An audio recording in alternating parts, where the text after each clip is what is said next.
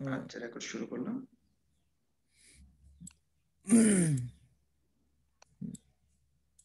আমার স্ক্রিনটা কি দেখা যায়? স্যার এখনো পর্যন্ত স্ক্রিন স্যার, হ্যাঁ এখন দেখা যায় স্যার। আচ্ছা, আজকে আমরা কিছু হ্যান্ড নোট করব। আমি ক্লাসে কিছু নোট দেব আপনাদের, ওইগুলো আপনার খাতায় লিখে নেবেন। Extra ordinary information, topic related. আমরা আজকে 3টা চ্যাপ্টার ভাগ করা হয়েছে। প্রথম 2টা চ্যাপ্টার, চ্যাপ্টার 1 হচ্ছে সমবায় সমিতি, চ্যাপ্টার 2 হচ্ছে রাষ্ট্রীয় ব্যবসা। দুইটাই খুবই গুরুত্বপূর্ণ। স্পেশালি রাষ্ট্রীয় ব্যবসা এবং সমবায় সমিতি হচ্ছে অ্যাডমিশনের প্রশ্ন আসে প্রতি বছরই সম্ভবত। এই টপিকগুলো আমরা একটু গুরুত্ব সহকারে পড়বো। আমরা লেকচারে চলে যাই।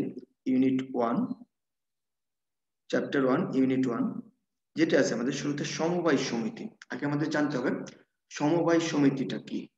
সমবায় সমিতি হচ্ছে, সমবায় শব্দের শাব্দিক অর্থ আমাদের জানা দরকার নেই, জাস্ট এটা সংজ্ঞা জানবো। স্বেচ্ছা প্রণোদিত সংগঠন, অর্থাৎ কিছু সমাজের সমশ্রেণীর কিছু মানুষ যখন নিজেদের কল্যাণের স্বার্থে স্বেচ্ছা প্রণোদিত হয়ে কোনো সমিতি বা কোনো সংগঠন গঠন করে, তাকে বলা হয় সমবায় সমিতি। সমবায় সমিতির ইংলিশ নামটা হচ্ছে কোঅপারেশন। এর অর্থ হচ্ছে মিলন বা সমবেত প্রচেষ্টা, অর্থাৎ একই শ্রেণীর কিছু মানুষের মিলনকে বলা হয় সমবায় সমিতি। এটা, এই কথাটা লিখে রাখুন, সমবায়কে বলা হয় ক্রিটেডল অফ এক্সপ্লয়েটেড, অর্থাৎ শোষিতদের আত্মরক্ষার দুর্গ। প্রশ্ন আসতে পারে, নিচের কোন ব্যবসায়কে শোষিতদের আত্মরক্ষার দুর্গ বলা হয়? তাহলে এটার অ্যান্সার হবে সমবায় সমিতি। বাংলাদেশে হচ্ছে 2001 সালে সমবায় সমিতি আইন প্রচলিত। লিখুন, বাংলাদেশের সমবায় সমিতির আইন বা অ্যাক্ট 2001।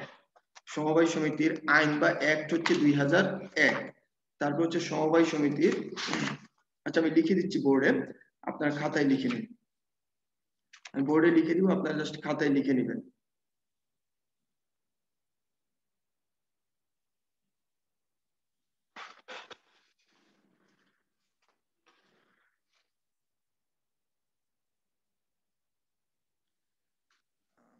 সেকেন্ড একটু যাচ্ছি।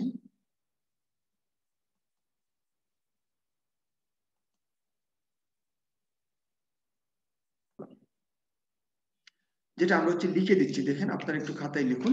এই 3-4টা জিনিস একটু মনে রাখতে হবে কেয়ারফুলি, আমরা এখানে হচ্ছে একটু প্রবলেম আপনারা ফেস করবেন।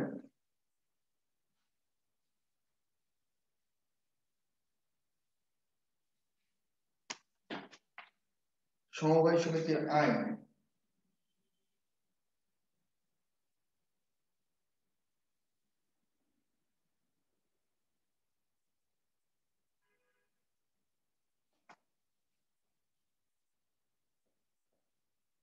আইন 2001, সমবায় সমিতির অধ্যাদেশ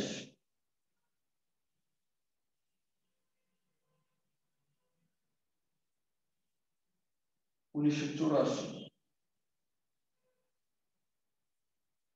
সমবায় সমিতির নীতিমালা 2003, সমবায় সমিতির বিধিমালা 2004।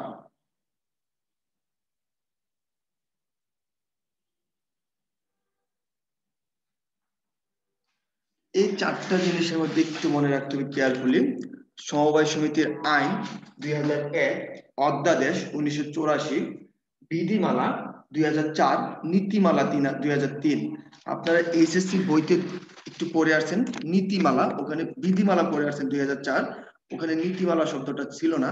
তো নীতিমালা যদি প্রশ্নে থাকে তাহলে নীতিমালা হবে 3 আর বিধিমালা হবে 4। একটু কেয়ারফুলি দেখে অ্যান্সার করতে হবে পরীক্ষায়। আমরা তারপরে চলে যাই পরবর্তী টপিক যেটি আছে আমাদের সমবায় সমিতির ইতিহাস। এখানে এই লাইনটা লিখে রাখেন, বাংলাদেশ সমবায় সমিতিগুলো স্থানীয় সরকার এবং পল্লী উন্নয়ন মন্ত্রণালয় যেটি আছে এলজিআরডি মন্ত্রণালয়ের অধীনে, স্থানীয় সরকার ও পল্লী উন্নয়ন এলজিআরডি মন্ত্রণালয়ের অধীনে পরিচালিত হয় সমবায় সমিতিগুলো।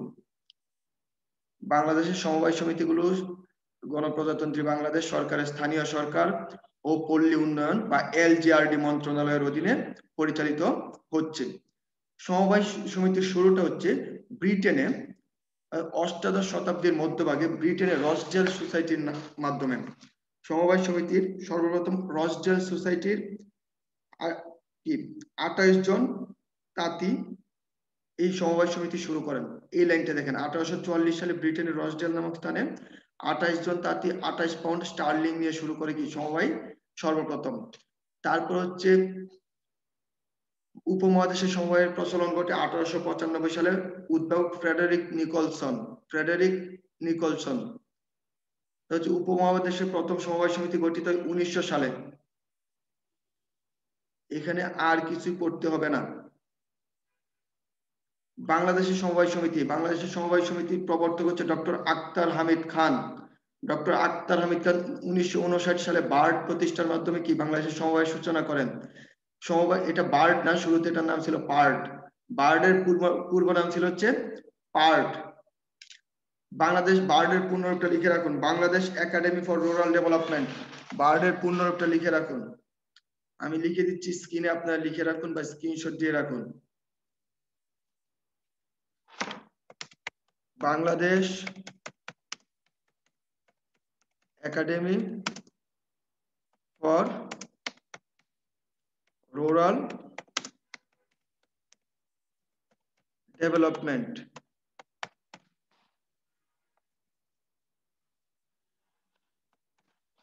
দেখতে পাচ্ছেন Bangladesh academy for rural development, এটা হচ্ছে বার্ডের পূর্ণরূপ।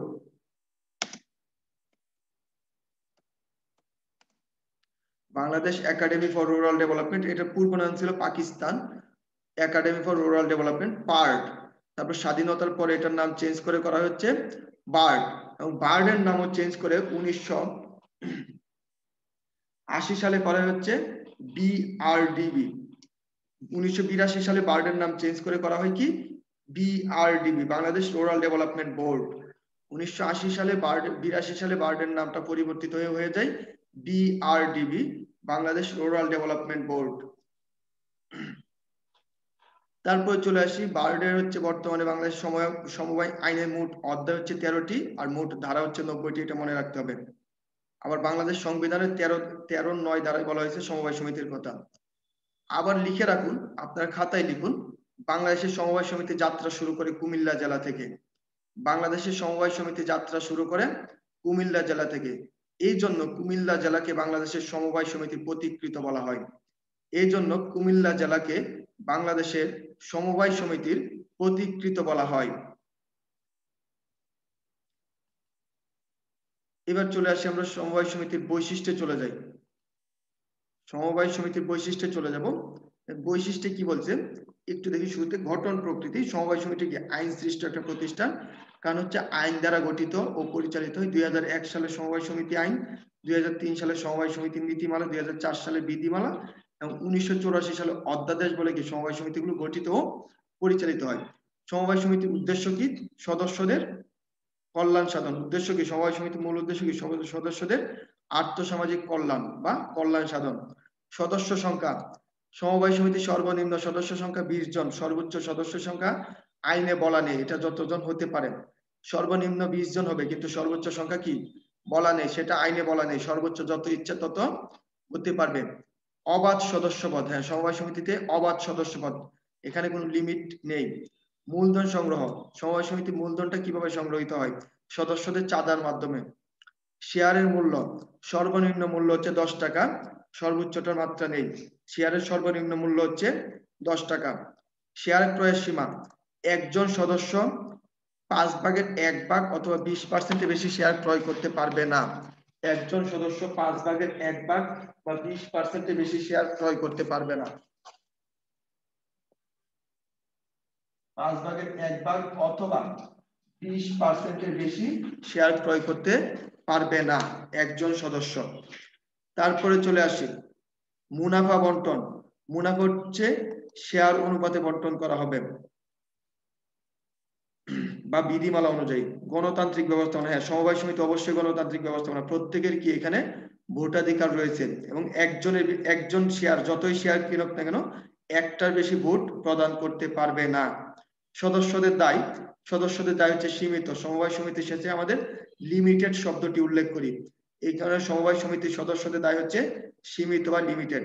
পৃথক সত্তা, হ্যাঁ সমবায় সমিতি পৃথক আইনগত সত্তা রয়েছে, যেহেতু এটা আইন দ্বারা পরিচালিত হয়। শেয়ারের হস্তান্তর যোগ্যতা, হ্যাঁ সমবায় সমিতির শেয়ার হস্তান্তর করা যায়, কিন্তু ভোক্তা সমবায় সমিতি, ক্রয় সমবায় সমিতির শেয়ার হস্তান্তর করা যায় না। সমভোটাধিকার, এটা আগেই বলছি, একজন সদস্য যতই শেয়ার ক্রয় করুক না কেন, তার ভোট হচ্ছে একটি, একটির বেশি ভোট কেউ প্রদান করতে পারবে না। যতটুকু শেয়ারই ক্রয় করুক না কেন, একটার বেশি ভোট কেউ প্রয়োগ করতে পারবে না। এটাকে বলা হচ্ছে সমভোটাধিকার। সরকারি নিয়ন্ত্রণ ও পৃষ্ঠপোষকতা, হ্যাঁ সমবায় সমিতি সরকারি নিয়ন্ত্রণে পরিচালিত হয়, সরকার এখানে কি পৃষ্ঠপোষকতা করে। উদ্দেশ্যগুলো মনে রাখতে হবে। প্রধান উদ্দেশ্য, সদস্যদের আর্থসামাজিক কল্যাণ হচ্ছে সমবায় সমিতির প্রধান উদ্দেশ্য। সদস্যদের আর্থসামাজিক কল্যাণ সাধন হচ্ছে সমবায় সমিতির প্রধান উদ্দেশ্য। হচ্ছে ঐক্য সংহতি সৃষ্টি, হ্যাঁ নিজেদের মধ্যে ঐক্য সৃষ্টি, এটা কি আরেকটা উদ্দেশ্য। সঞ্চয় প্রবণতা সৃষ্টি, ওইটা আরেকটা উদ্দেশ্য। আত্মনির্ভরশীলতা অর্জন, এটাও কি একটা উদ্দেশ্য। পুঁজির সংস্থান, হ্যাঁ সমবায় সমিতি কি ঋণদান সমবায় সমিতি পুঁজির সংস্থান করে। দক্ষতা ও নেতৃত্বের উন্নয়ন, সমবায় সমিতির ফলে দক্ষতা ও নেতৃত্বের উন্নয়ন ঘটে। মধ্যস্থভোগীদের উপদ্রব হ্রাস, যদি আপনি ভোক্তা সমবায় সমিতি, ক্রয় সমবায় সমিতি কিংবা উৎপাদকের সমবায় সমিতি গঠন করেন, তাহলে কি মধ্যস্থ ব্যবসায়ীদের উপদ্রবটা হ্রাস পাবে। সমবাদে অসমতা বা সামাজিক বৈষম্য হ্রাস পায়। আমাদের এই 6টা আদর্শ মনে রাখতে হবে। একতা, একতা মানে হচ্ছে কি একসাথে চলার যে নীতি। সাম্য, সকলের মধ্যে সমান যে অবস্থাটা, সেটাকে বলা হয় সাম্য। সহযোগিতা, হ্যাঁ সমবায় সমিতি কি সহযোগিতার জন্য গঠন করা হয়। সততা, সমবায় সমিতি সততা হচ্ছে তার কি মূল আদর্শ, কারণ সৎ না থাকলে কি এখানে অসৎ হলে বিভিন্ন বিবাদের সৃষ্টি হবে। আস্থা ও বিশ্বাস, হ্যাঁ পরস্পর একে অপরের প্রতি কি আস্থা ও বিশ্বাস স্থাপন করে। সেবা, গণতন্ত্র, এখানে হচ্ছে আমাদের সবচেয়ে বেশি পড়তে হচ্ছে একতা। এটা ইংলিশ একটা ফরাসি একটা শব্দ আছে একতার, স্পিরিট দি কর্পস, এটা একটু আন্ডারলাইন করতে লিখে রাখতে হবে। একতায় শক্তি বা একতা, এটার যে ফরাসি ওয়ার্ডটা আছে সেটা খুবই কয়েকবারই ঢাকা বিশ্ববিদ্যালয়ের প্রশ্নে আসছে, সেটা লিখতে হবে। স্পিরিট দি কর্পস,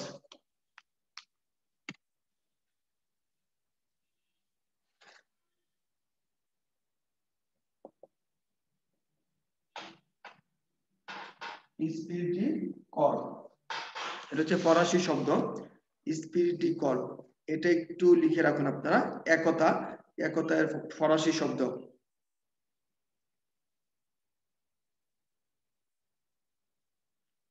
লিখতে পারছেন?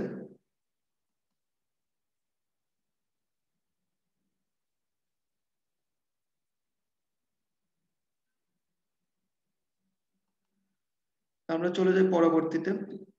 আচ্ছা এতটুকু পর্যন্ত যা পড়লাম, এখানে কি কারো কোনো কিছু বোঝার আছে বা কোনো সমস্যা আছে?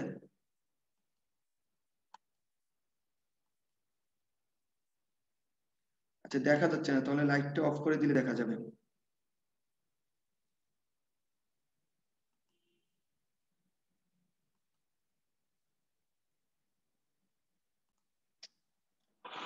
আমরা শুরু করি।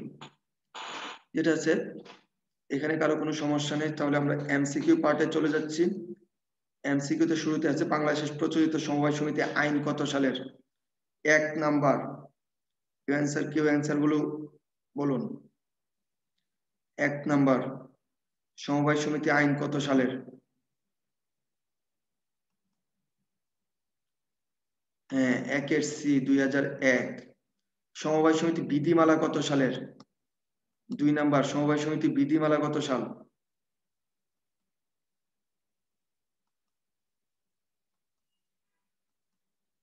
সমবায় সমিতি বিধিমালা 2004। 2003 হবে না, 2003 হচ্ছে নীতিমালা। 2003 যে লিখছেন একটু শিওর হয়ে লিখবেন, 2003 হচ্ছে নীতিমালা। হ্যাঁ বিধিমালা 2004। যে সমবায় ধারণা আত্মপ্রকাশ ঘটে কোন যুগে? এটা হচ্ছে আমরা জানি মধ্যযুগে। সমবায় সমিতি আত্মপ্রকাশ ঘটে মধ্যযুগে। মধ্যযুগে না, এটা হচ্ছে আধুনিক যুগে। এখানে ভুল দেওয়া আছে, সমবায় সমিতি আত্মপ্রকাশ ঘটে হচ্ছে আধুনিক যুগে। আমাদের ব্যবসায়ের মধ্যযুগ হচ্ছে 1600 সাল পর্যন্ত, আর সমবায় সমিতি আত্মপ্রকাশ ঘটে হচ্ছে 18 শতকের মাঝামাঝিতে। তো 1800 সালে যদি সমবায় সমিতি আত্মপ্রকাশ ঘটে তাহলে সমবায় সমিতি হবে আধুনিক যুগে। অ্যান্সারটা হবে হচ্ছে আধুনিক যুগে। তারপরে চলে আসি আমরা 4 নাম্বার উপমহাদেশ, এটা জানি। বাংলাদেশের সমবায় আন্দোলনের অগ্রদূতকে 5 নাম্বার, বাংলাদেশ সমবায় সমিতি অগ্রদূতকে 5 নাম্বার কি হবে? 5 নাম্বার কি হবে? বাংলাদেশের সমবায় সমিতির অগ্রদূত 5 বি, হ্যাঁ, ডক্টর আক্তার হামিদ খান। ডক্টর আক্তার হামিদ খান। সমবায় সমিতির প্রধান উদ্দেশ্যকে আমি বলে দিছি অলরেডি একবার, অনেকবারই বলছি। 6 নাম্বার সমবায় সমিতির প্রধান উদ্দেশ্য কি? ডি নাম্বার সদস্যদের আর্থিক কল্যাণ, ঠিক আছে। অর্থাৎ সদস্যদের কল্যাণ হচ্ছে মূল উদ্দেশ্য বা মূল লক্ষ্য। আক্তার হামিদ খান কি প্রতিষ্ঠা করেন?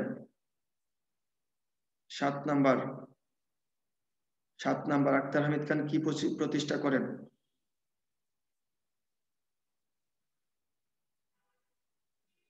বার্ড প্রতিষ্ঠা করেন, বার্ড, BARD। ঠিক আছে, ধন্যবাদ। তাহলে আমরা পারবো আশা করি। আমরা পরবর্তীতে সামনের দিকে আগাই। আমরা সামনের দিকে আগাবো। আপনারা বাসায় প্র্যাকটিস করবেন, এমসিকিউ গুলো খুব বেশি এমসিকিউ প্র্যাকটিস করবেন। এমসিকিউ প্র্যাকটিস করতে গেলে আপনার সামনে ভুলগুলো আসবে, সেগুলো আপনি ঠিক করে নিতে পারবেন। চ্যাপ্টার 1 ইউনিট 2, ইউনিট 2 পরে আমরা কিছু লিখবো। আগে ইউনিট 2টা শেষ করে নিই, তারপর অনেক কিছু লিখতে হবে। সমবায় সমিতি গঠন প্রণালী। শুরুতে হচ্ছে আমাদের 3টা ধাপ। এক দেখেন, উদ্যোগ গ্রহণ পর্যায়। কোন সমবায় সমিতি গঠন করতে হলে ন্যূনতম 20 জন সদস্য মিলে কি সমবায় সমিতি গঠনের উদ্যোগ নিতে হবে। অর্থাৎ 20 জন সদস্য মিলে সর্বপ্রথম সমবায় সমিতি গঠনের উদ্যোগ নিতে হবে। তা হচ্ছে নিবন্ধন পর্যায়ে, এক্ষেত্রে নিবন্ধকের বরাবর গিয়ে আবেদন করতে হবে, অনেকগুলো কাগজপত্র জমা দিতে হবে। তারপর কি করবেন? সমবায় সমিতির কার্যারম্ভ পর্যায়ে নিবন্ধন পত্র পাওয়ার পরে কি কার্যারম্ভ করতে পারেন। এখানে লিখে রাখুন, প্রথম ধাপ উদ্যোগ গ্রহণ পর্যায়, সর্বশেষ ধাপ হচ্ছে কার্যারম্ভ পর্যায়। অর্থাৎ সমবায় সমিতির গঠন প্রণালীর ধাপ হচ্ছে 3টি। সমবায় সমিতির গঠন প্রণালীর ধাপ 3টি। সমবায় সমিতির গঠন প্রণালীর ধাপ 3টি। এটা প্রথম ধাপ উদ্যোগ গ্রহণ পর্যায়, সর্বশেষ ধাপ কার্যারম্ভ পর্যায়। আইনের বিবর্তনটা করতে হবে, এটা অলরেডি পড়ে দেওয়া হয়েছে কোন ভাব থেকে কিভাবে আইনটা হয়েছে। জাস্ট আমি যে 4টা লিখে দিয়েছি, এই 4টা মনে রাখবেন। সমবায় সমিতি আইন 2001 সাল, সমবায় সমিতি অধ্যাদেশ 1984 সাল, সমবায় সমিতি নীতিমালা 2003 সাল, সমবায় সমিতি বিধিমালা 2004 সাল। সমবায় সমিতি প্রকারভেদটা খুবই মনে রাখতে হবে, প্রকারভেদ গুলো মনে রাখতে হবে। সাধারণ সমবায় সমিতি, এটার পাশে লিখেন, সাধারণ সমবায় সমিতি 3 প্রকারের। সাধারণ সমবায় সমিতি হচ্ছে 3 প্রকারের। সাধারণ সমবায় সমিতি 3 প্রকারের। কার্যভিত্তিক সমবায় সমিতি 7 প্রকারের। কার্যভিত্তিক সমবায় সমিতি হচ্ছে 7 প্রকারের। দায়ের ভিত্তিতে সমবায় সমিতি হচ্ছে 2 প্রকারের। দায়ের ভিত্তিতে সমবায় সমিতি হচ্ছে 2 প্রকারের। সাংগঠনিক বিচারে সমবায় সমিতি হচ্ছে 3 প্রকারের। সাংগঠনিক বিচারে সমবায় সমিতি হচ্ছে 3 প্রকারের। আমরা আগে করি সাধারণ সমবায় সমিতি, এটার মধ্যে কি কি আছে মনে রাখতে হবে, প্রশ্নে আসতে পারে নিচের কোনটি সাধারণ সমবায় সমিতির অন্তর্ভুক্ত। তাহলে এখানে 3টা আছে, ভোক্তা, উৎপাদক এবং ঋণদান সমবায় সমিতি। ভোক্তা সমবায় সমিতি, উৎপাদক সমবায় সমিতি, ঋণদান সমবায় সমিতি। উৎপাদক সমবায় সমিতি একাধিক উৎপাদক, অনেকগুলো উৎপাদকরা মিলে যখন কোনো সমবায় সমিতি গঠন করে তাদের পণ্য বিক্রির জন্য, তাকে বলা হয় উৎপাদক সমবায় সমিতি। এর বেস্ট এক্সাম্পল হচ্ছে কি মিল্ক বিটা। লিখে রাখুন, মিল্ক বিটা বাংলাদেশের সর্ববৃহৎ সমবায় সমিতি। মিল্ক বিটা বাংলাদেশের সর্ববৃহৎ সমবায় সমিতি। এটা হচ্ছে একটি উৎপাদক সমবায় সমিতি, এটা হচ্ছে বাংলাদেশের সর্ববৃহৎ সমবায় সমিতি। মিল্ক বিটা বাংলাদেশের সর্ববৃহৎ সমবায় সমিতি। মিল্ক বিটার সাথে আমরা সবাই পরিচিত। ভোক্তা সমবায় সমিতি একাধিক ভোক্তা মিলে, 20 জনের মতো অধিক ভোক্তা মিলে যখন কোনো সমবায় সমিতি গঠন করে তাকে বলে ভোক্তা সমবায় সমিতি। নিজেদের পণ্য ক্রয় করার ক্ষেত্রে যখন কোনো সমবায় সমিতি গঠন করে তাকে বলা হয় ভোক্তা সমবায় সমিতি। ভোক্তা সমবায় সমিতি বাংলাদেশে অনেকগুলো আছে। আজিমপুর কলোনিতে একটা সমবায় সমিতি আছে ভোক্তা সমবায় সমিতি, তাদের একটা স্টোর আছে। ভোক্তা সমবায় সমিতির মুনাফা বন্টন করে বাৎসরিক ক্রয়ের ভিত্তিতে। লিখে রাখুন, ভোক্তা সমবায় সমিতির মুনাফা বন্টন করা হয় তাদের বাৎসরিক ক্রয়ের ভিত্তিতে। ভোক্তা সমবায় সমিতির মুনাফা বন্টন করা হয় তাদের বাৎসরিক ক্রয়ের ভিত্তিতে। ঋণদান সমবায় সমিতি, ঋণ দান সমবায় সমিতি হচ্ছে ঋণ প্রদানের উদ্দেশ্যে কোনো সমবায় সমিতি গঠন করা হলে তাকে বলে ঋণ দান সমবায় সমিতি। আমাদের দেশে অনেকগুলো ঋণ দান সমবায় সমিতি আছে, বিভিন্ন গ্রামে গঞ্জে বেশি দেখা যায় এটাকে, বা বিভিন্ন ব্যবসায়ীদের মধ্যে এটা গঠিত হয় ঋণ দান সমবায় সমিতি। আপনাকে বিভিন্ন প্রয়োজনে ঋণ প্রদানের নিমিত্তে যে সমবায় সমিতি গঠন করা হয় তাকে বলা হয় ঋণ দান সমবায় সমিতি। এবার আসি কার্যভিত্তিক সমবায় সমিতি। আমাদের কাজের সমবায় সমিতির কাজের ভিত্তিতে করে কি 7টা ভাগে ভাগ করা হয়। 1 নাম্বার কৃষি সমবায় সমিতি, একাধিক 20 জনের উপরে কৃষক যখন একত্রিত হয়ে নিজেদের স্বার্থ রক্ষার্থে কোনো সমবায় সমিতি গঠন করেন তাকে বলা হয় কৃষি সমবায় সমিতি। অর্থাৎ 20 জনের অধিক কৃষক যখন একত্রিত হয়ে নিজেদের স্বার্থ সংরক্ষণের নিমিত্তে কোনো সমবায় সমিতি গঠন করে তাকে বলা হয় কৃষি সমবায় সমিতি। নিজের কৃষি উৎপাদিত দ্রব্যাদি বিক্রির উদ্দেশ্যে গঠন করা হয়। অকৃষি সমবায় সমিতি, এটা এখানে কোনো ধরনের কৃষি কাজ সম্বলিত কোনো উদ্দেশ্য থাকবে না, ওটা কি অকৃষি সমবায় সমিতি। সমবায় ব্যাংক, হ্যাঁ বাংলাদেশের সমবায় ব্যাংক নামে একটা ব্যাংক আছে, সমবায় ব্যাংক লিমিটেড, অর্থাৎ এটা ব্যাংকের মতো কার্যক্রম পরিচালিত করবে, কিন্তু এটা একটা কি আলটিমেটলি সমবায় সমিতি।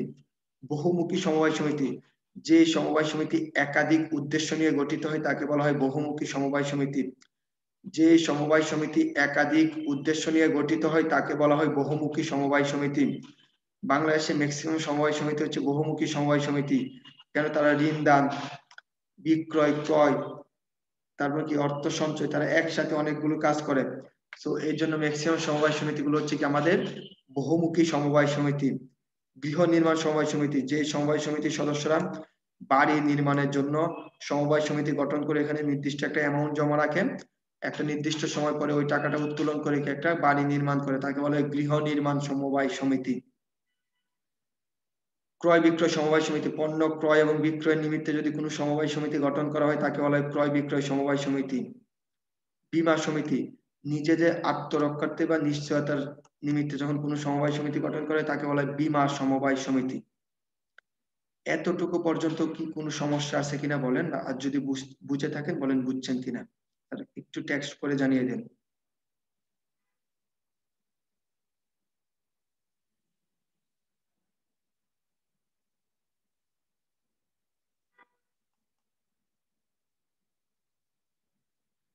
আচ্ছা স্যার, থ্যাংক ইউ। আমরা পরবর্তী ধাপে যাই তাহলে। দায়ের ভিত্তিতে সমবায় সমিতি, দায়ের ভিত্তিতে হচ্ছে দুই প্রকার, একটা হচ্ছে সসীম অসীম দায় সম্পন্ন সমবায় সমিতি, আর একটা হচ্ছে সসীম দায় সম্পন্ন সমবায় সমিতি। একটি হচ্ছে অসীম দায় সম্পন্ন সমবায় সমিতি, আরেকটি হচ্ছে সসীম দায় সম্পন্ন সমবায় সমিতি। অসীম দায় সম্পন্ন সমবায় সমিতি হচ্ছে যে সমবায় সমিতির সদস্যদের দায় অংশীদারি ব্যবসার মতো অসীম হয় তাদেরকে বলা হয় অসীম দায় বিশিষ্ট সমবায় সমিতি। আর সসীম দায় বিশিষ্ট সমবায় সমিতি হচ্ছে যেটার দায় হচ্ছে যতটুকু শেয়ার ক্রয় করছে ঠিক ততটুকু পর্যন্ত সীমাবদ্ধ থাকেন, তাকে বলা হয় সসীম দায় সম্পন্ন সমবায় সমিতি। বাংলাদেশে অসীম দায় সম্পন্ন সমবায় সমিতি নেই, বাংলাদেশে অসীম দায় সম্পন্ন সমবায় সমিতি নেই। বাংলাদেশের সবগুলো সমবায় সমিতি হচ্ছে সসীম দায় সম্পন্ন সমবায় সমিতি, এবং প্রত্যেকটা সমবায় সমিতির শেষে লেখা থাকে কি লিমিটেড শব্দটি লেখা থাকে। এবার চলে আসেন স্যার আমাদের সাংগঠনিক বিচারে সমবায় সমিতি। এখানে যেটা আছে জাতীয় সমবায় সমিতি, জাতীয় সমবায় সমিতি, জাতীয় সমবায় সমিতি কি বাংলাদেশ সমবায় ব্যাংক, বাংলাদেশ শিল্প সমিতি, বাংলাদেশ মৎস্যজীবী সমিতি, বাংলাদেশ মার্কেটিং সমিতি ইত্যাদি। অর্থাৎ জাতীয় সমবায় সমিতিটা হচ্ছে যখন সবগুলো সমবায় সমিতি জাতীয়ভাবে একত্রিত হয় তাকে বলা হয় জাতীয় সমবায় সমিতি। এখানে দেখেন সমবায় ব্যাংক, সবগুলো সমবায় ঋণ দান বা সমবায় আর্থিক প্রতিষ্ঠানগুলো যখন একত্রিত হয় সেটাকে সমবায় ব্যাংক নামে রূপান্তরিত হয়। তারপর কি আছে দেখুন,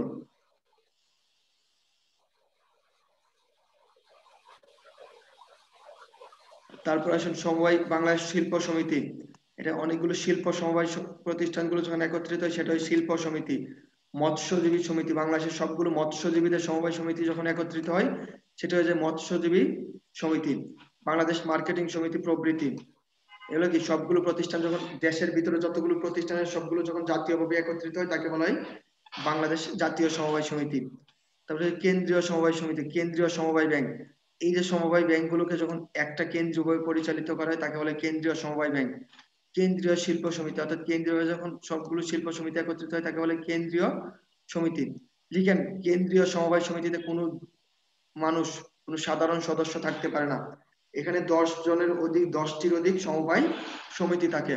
একটা কেন্দ্রীয় সমবায় সমিতিতে 10টার অধিক কেন্দ্রীয় কি সাধারণ সমবায় সমিতি থাকে। মৎস্যজীবী সমবায় সমিতি, অর্থাৎ বাংলাদেশের অভ্যন্তরের সকল মৎস্যজীবী সমবায় সমিতিগুলো যখন একত্রিত হয় সেটাকে বলা হয় কি কেন্দ্রীয় সমবায় মৎস্যজীবী সমিতি। এবার আসেন প্রাথমিক সমবায় সমিতি। প্রাথমিক কি আছে? জমি বন্ধকি ব্যাংক, প্রাথমিক বহুমুখী সমবায় সমিতি, প্রাথমিক, এটা পড়তে হবে না। মিশ্র সমবায় সমিতি, এখানে কি সমবায় সমিতি, একাধিক সমিতি এবং একাধিক সদস্য একত্রে থাকবে, এটাকে বলে মিশ্র সমবায় সমিতি। ধরেন 10 জন সদস্য এবং 10টা সমবায় সমিতি একত্রে থাকবে, এটাকে বলা হয় মিশ্র সমবায় সমিতি। এতটুকু পর্যন্ত স্যার ক্লিয়ার?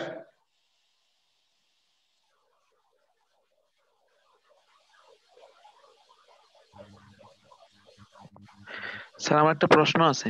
জি স্যার বলেন।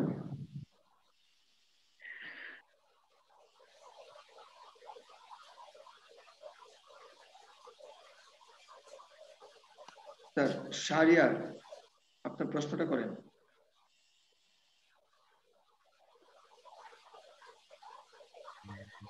হ্যালো জি স্যার, আপনার প্রশ্নটা করেন, আপনাকে আমি শুনতে পারছি, বলুন। স্যার আমার প্রশ্নটা ছিল যে প্রাথমিক 10টা সমবায় সমিতি মিলে একটা কেন্দ্রীয় সমবায় সমিতি তৈরি হয়, আবার 10টা কেন্দ্রীয় সমবায় সমিতি মিলে একটা জাতীয় সমবায় সমিতি তৈরি হয়, তাহলে হ্যাঁ, স্যার মিশ্র সমবায় সমিতিটা স্যার একসাথে মানে এক লাগতেছে, মানে এটা মিশ্র একটু বলবেন সমবায় মিশ্র। সমিতিটা হচ্ছে সদস্য এবং সমিতি একসাথে থাকবে। ধরেন একটা মিশ্র সমবায় সমিতিতে, কিন্তু বলতে খেয়াল করেন, এখানে ধরেন আমার 20 জন সদস্য আছে, 20 জন সদস্য, 20 সদস্য। এখানে কিন্তু এর মধ্যে ধরেন 10 জন ব্যক্তি, অর্থাৎ আমার মতো সাধারণ ব্যক্তি সদস্য, আর বাকি 10টি হচ্ছে সমবায় সমিতি। বাকি 10টি হচ্ছে সমবায় সমিতি, হচ্ছে 10টি সমবায় সমিতি, হচ্ছে 10টি। এই টোটাল মিলে হচ্ছে কি কি মিশ্র সমবায় সমিতি। এখন বুঝতে পারছেন কৃষ্ণ দাস? আমার কথাটাকে আপনি বুঝতে পারছেন এখন? এখানে সদস্য জি এবং স্যার। সমিতি দুইটাই থাকবে। তাহলে আপনি ক্লিয়ার? জি স্যার।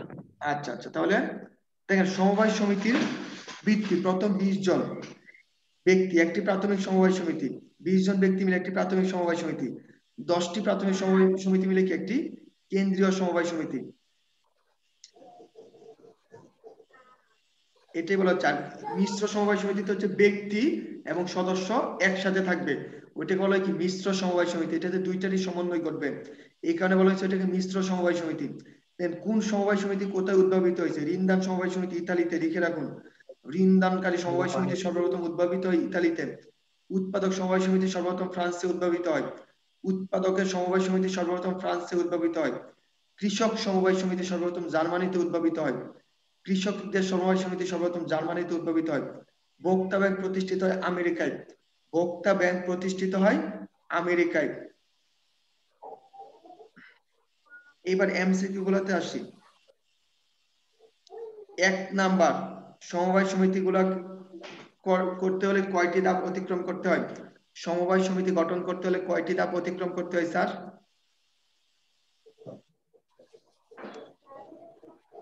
3টি ধাপ। বি নাম্বার, ঠিক আছে, 3টি ধাপ অতিক্রম করতে হয়। এবার চলে আসেন 2 নাম্বার, সমবায় সমিতি গঠন করতে হলে ন্যূনতম সদস্য বিশিষ্ট একটি অস্থায়ী কার্যকরী, এটা আমরা কমিটি এখনো পড়ি নাই, কমিটিটা আমি পড়ে দিচ্ছি, একটু খাতায় লিখুন। সমবায় সমিতির কমিটি, প্রাথমিকভাবে কোনো সমবায় সমিতি গঠন করতে হলে, কোনো সমবায় সমিতি গঠন করতে হলে ন্যূনতম 6 জন এবং সর্বোচ্চ 12 জন বিশিষ্ট সমবায় সমিতি কমিটি হবে। কমিটির সদস্য সংখ্যা হচ্ছে ন্যূনতম 6 জন, সর্বোচ্চ হচ্ছে কয়জন? 12 জন হতে হবে। কোনো সমবায় সমিতি গঠন করতে হলে কমিটির সদস্য হচ্ছে ন্যূনতম 6 জন আর সর্বোচ্চ 12 জন হতে পারবে। 9 জন বিশিষ্ট সমবায় সমিতি কমিটিও হতে পারে। আপনাকে লিখতেছেন স্যার? সমবায় সমিতির কমিটির ক্ষেত্রে ন্যূনতম সদস্য হচ্ছে 6 জন, সর্বোচ্চ 12 জন হতে পারবে। এই কমিটি আবার 9 সদস্য বিশিষ্ট হতে পারবে, অর্থাৎ 6 জন, 9 জন বা 12 জন সদস্য বিশিষ্ট কমিটি হতে পারবে। সমবায় সমিতির সাধারণত কমিটির মেয়াদ হচ্ছে 3 বছর। এই যে কেউ কথা বলছেন, সমবায় সমিতির সাধারণত কমিটির মেয়াদ হচ্ছে 3 বছর। সমবায় সমিতি সাধারণত কমিটির মেয়াদ হচ্ছে 3 বছর। সমবায় সমিতি সাধারণত কমিটির মেয়াদ হচ্ছে 3 বছর, কিন্তু প্রথম কমিটির মেয়াদ হচ্ছে 1 বছর।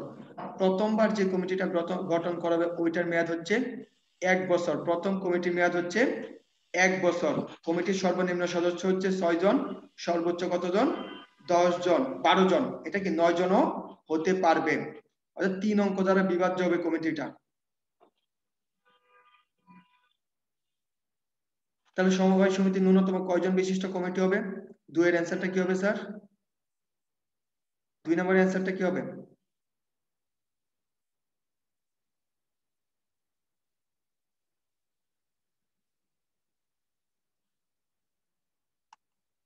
ছয় জন, ঠিক আছে।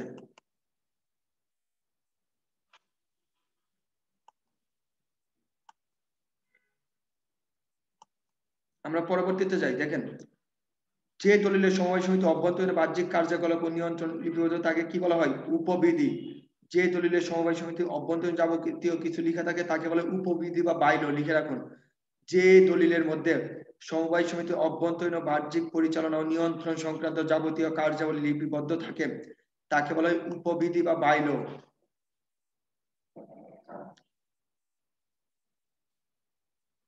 মিল্ক বিটা কোন ধরনের সমবায় সমিতি? 7 নাম্বার আমি বলে দিয়েছি। 7 নাম্বার অ্যান্সারটা কি একজন বলুন? 7 নাম্বার, মিল্ক বিটা কোন ধরনের সমবায় সমিতি? মিল্ক বিটা, মিল্ক বিটা কোন ধরনের সমবায় সমিতি? উৎপাদক সমবায় সমিতি। হ্যাঁ, যদি প্রশ্নে আসে বাংলাদেশের সর্ববৃহৎ সমবায় সমিতি কোনটি, তাহলে ওইটার আনসার হবে কি? Milk beta. এই যে ভোক্তা সমবায় সমিতি লভ্যাংশ কিভাবে বন্টন হয় আমি লিখে দিয়েছি। 8 নাম্বার, ভোক্তা সমবায় সমিতি লভ্যাংশ কিভাবে বন্টিত হয়? 8 নাম্বারটা অ্যান্সার কেউ একজন বলুন। কৃষ্ণা দাস, আপনি রেজ হ্যান্ড করছেন, আপনার কথাটা আমি 1 মিনিট পরে শুনবো 8 নাম্বার অ্যান্সারটা নেওয়ার পরে। 8 নাম্বার কেউ একজন অ্যান্সার বলুন। ভোক্তা সমবায় সমিতি লভ্যাংশ কিভাবে বন্টিত? আমি ভোক্তা সমবায় সমিতি পড়ানোর সময় বলে দিয়েছিলাম। কেউ অ্যান্সারটা বলুন, 8 নাম্বার অ্যান্সারটি বলুন। সি, হ্যাঁ, বার্ষিক ক্রয় অনুপাতে। ঠিক আছে, বার্ষিক ক্রয় অনুপাতে। কৃষ্ণা দাস, এবার আপনার কথাটা বলুন, আপনার প্রশ্নটি বলতে পারুন।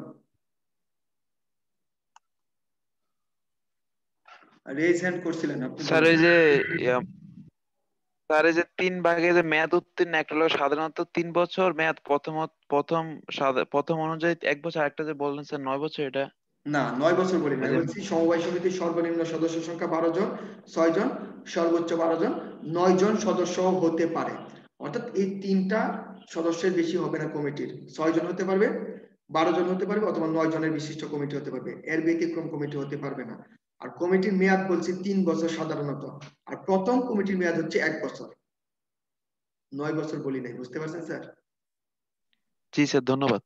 আচ্ছা, এবার আসি, বাংলাদেশের পল্লী উন্নয়ন একাডেমি বার্ড কত সালে প্রতিষ্ঠিত হয়? 9 নাম্বার 10 নাম্বার দুইটার অ্যান্সার একসাথে বলুন। 9 এবং 10 দুইটার অ্যান্সার একসাথে বলুন। 9 এর অ্যান্সার সি, ঠিক আছে। 10 এর অ্যান্সারটা কি হবে? 10 1959, ঠিক আছে, ধন্যবাদ। আমরা পারবো সবগুলাই, সো আমরা পারবো। 10 এর অ্যান্সারটা হচ্ছে কি হবে? এ হবে। সো আমরা একটু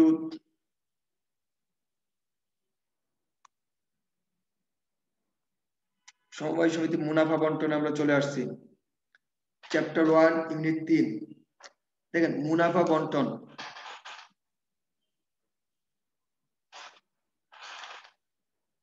সঞ্চিতি তহবিলে বাধ্যতামূলকভাবে 15% সংরক্ষণ করতে হবে। সঞ্চিতি তহবিলে হচ্ছে বাধ্যতামূলকভাবে 15% সংরক্ষণ করতে পারবে, হবে। বাধ্যতামূলকভাবে 15%। উন্নয়ন তহবিলে 3% করতে পারবে, এটা বাধ্যতামূলক না, কমিটি চাইলে পারবে, না চাইলে দরকার নেই। অন্যান্য উদ্দেশ্যে সর্বোচ্চ 10% সংরক্ষণ করতে পারবে। অথবা সন্দেহজনক, এটা এটা পরে পড়বো, আগেই 28%-এ আমরা আগে থামি। এখানে একটু শুনেন কেয়ারফুলি, তাহলে আপনার মনে থাকবে। যদি প্রশ্নে আসে সমবায় সমিতি সর্বোচ্চ কত পার্সেন্ট লভ্যাংশ বন্টন করতে পারবে, তাহলে অ্যান্সার হবে কত? 85%, কারণ 15% হচ্ছে বাধ্যতামূলক। যদি প্রশ্নে আসে সমবায় সমিতি বাধ্যতামূলক কত পার্সেন্ট সঞ্চিতি তহবিলে সংরক্ষণ করতে হবে, তাহলে অ্যান্সার হবে 15%, অথবা যদি প্রশ্নে আসে সমবায় সমিতি সর্বোচ্চ কত পার্সেন্ট মুনাফা বন্টন করতে পারবে, তাহলে 85%, কেননা 15% বাধ্যতামূলক রাখতেই হবে। যদি প্রশ্নে সমবায় সমিতি সর্বোচ্চ কত পার্সেন্ট সঞ্চিত তহবিলে রাখতে পারবে, তাহলে কত হবে 28%। যদি বলা হয় সমবায় সমিতি সর্বোচ্চ কত পার্সেন্ট সঞ্চিত তহবিলে রাখতে পারবে, তাহলে অ্যান্সার হবে 28%, কারণ 15 3 2 10 28। আর ঋণ দান সমবায় সমিতির ক্ষেত্রে হচ্ছে বাধ্যতামূলক 10% কুঋণ সঞ্চিতি রাখতে হবে। তাহলে এটা হচ্ছে কি ঋণ দান সমবায় সমিতির ক্ষেত্রে, তাহলে ঋণ দান সমবায় সমিতি সর্বোচ্চ কত পার্সেন্ট বন্টন করতে পারবে, 75%। ঋণ দান সমিতি সর্বোচ্চ কত পার্সেন্ট বন্টন করতে পারবে, 75%। এতটুকু বুঝতে পারছেন স্যার ক্লিয়ারলি?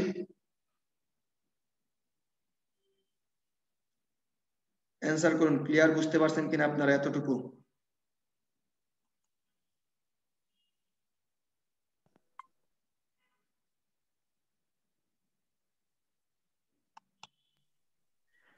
স্যার উন্নয়ন তহবিলটা কি বাধ্যতামূলক না? না, উন্নয়ন তহবিলটা বাধ্যতামূলক না। আমরা জানি এসএসসির বইতে আমরা পড়ে আসছি বাধ্যতামূলক, কিন্তু বাধ্যতামূলক না। আমি আরেকবার বলছি, সমবায় সমিতি তার উপার্জিত মুনাফার সর্বোচ্চ কি 85% বন্টন করতে পারবে, কেননা 15% হচ্ছে বাধ্যতামূলক সঞ্চিত তহবিলে রাখতেই হবে। সো আমার কত থাকে 85%। আর যদি প্রশ্নে সর্বোচ্চ কত পার্সেন্ট সংরক্ষণ করতে পারবে, তাহলে অ্যান্সার হবে 28%। 15 3 10 28। আর ঋণ দান সমবায় সমিতির ক্ষেত্রে সর্বোচ্চ 75% বন্টন করতে পারে, কারণ 15-এর সাথে আরো 10% কি ঋণ উন্নয়ন তহবিলে রাখতে হবে। তারপরে কি যদি বলা হয় ঋণ দান সমিতিকে সর্বোচ্চ কত পার্সেন্ট সংরক্ষণ করতে পারে, তাহলে 38% সংরক্ষণ করতে পারবে।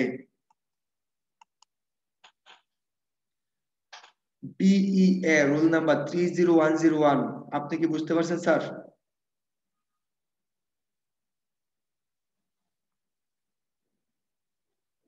আচ্ছা, তাহলে আমরা সামনে আগাই। সমবায় সমিতি ও যৌথ মূলধনী কোম্পানির মধ্যে একটু পার্থক্যটা দেখুন। পার্থক্যটা দরকার নেই, পরীক্ষায় আসবে না, তারপর একটু পড়ে রাখুন, জাস্ট 30 সেকেন্ডে পড়ে ফেলুন।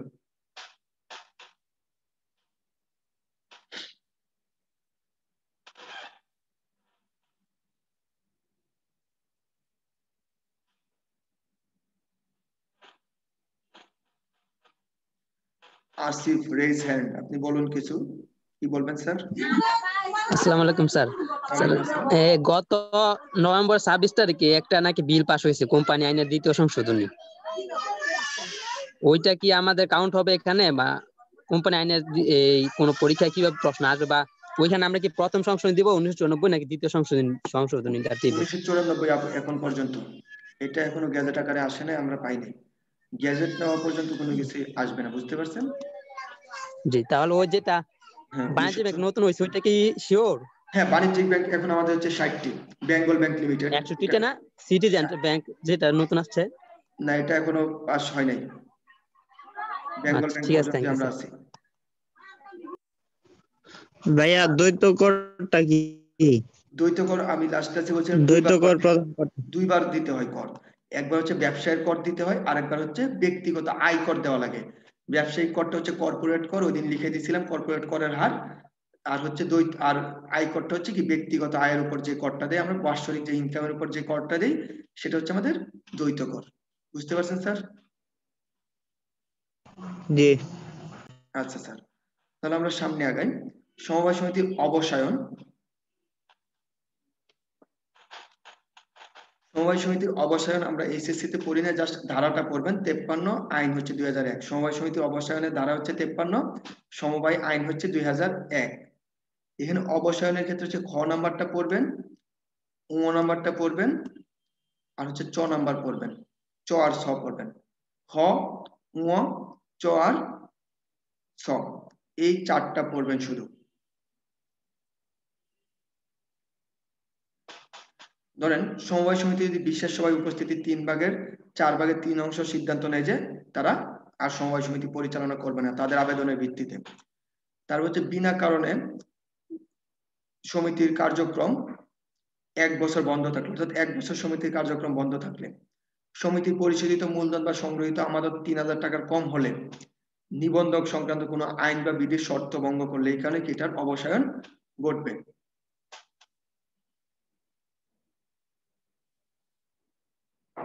আন্তর্জাতিক সমবায় দিবস এখানে আন্ডারলাইন করেন। 1923 সালেতে আইসিএম ইন্টারন্যাশনাল কোঅপারেটিভ অ্যালায়েন্স কর্তৃক প্রতি বছর জুলাই মাসের প্রথম শনিবার কি করা হয়? সমবায় দিবস পালন করা হয়। প্রতি বছর জুলাই মাসের প্রথম শনিবার কি সমবায় দিবস পালন করা হয়। আন্তর্জাতিক সমবায় দিবস। আর জাতীয় সমবায় দিবস এখানে দেওয়া আছে প্রথম শনিবার নভেম্বরের। এটা কি নভেম্বরের প্রথম সমবায় সমিতি কি প্রথম শনিবার।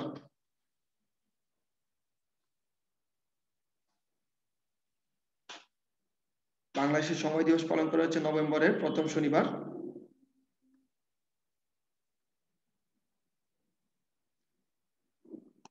এবার আসুন, আন্তর্জাতিক সমবায় সমিতি কবে পালিত হয়? আচ্ছা, এর আগ পর্যন্ত, এর পূর্ব পর্যন্ত সবাই বুঝতে পারছেন স্যার? এর পূর্ব পর্যন্ত সবাই বুঝতে পারছেন কিনা?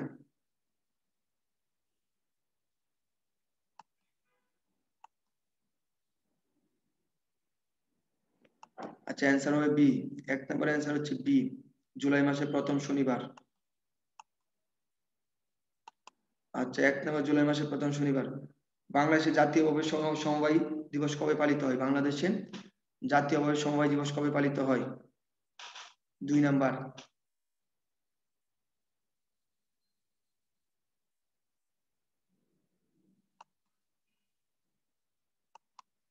ডি। ঠিক আছে। 3 নাম্বার। ভাইয়া হ্যাঁ ভাইয়া। এমসিকিউ গুলা সবগুলা স্ক্রিন শেয়ার দিলে ভালো হইব, স্ক্রিনশট নিতে পারলে একটু সময় যদি রাখতেন কয়েক সেকেন্ড। আচ্ছা, আমি তো রাখছি। আপনি 1 থেকে 3 পর্যন্ত স্ক্রিনশট নিন। 3 নাম্বার দেখুন, আপনার তো স্লাইডটা দিয়ে দেওয়া হয়েছে না স্যার?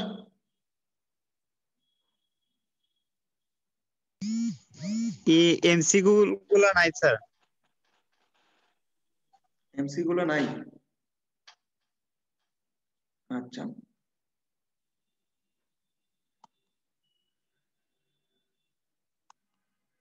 3 নাম্বার, সমবায় সমিতির সদস্যদের মধ্যে মুনাফা বন্টনে কত শতাংশ বন্টন করা যাবে?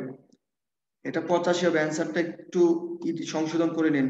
অ্যান্সার হবে 85%, কারণ এটা 82% আমরা আমি একটু বলতে যাচ্ছি স্যার।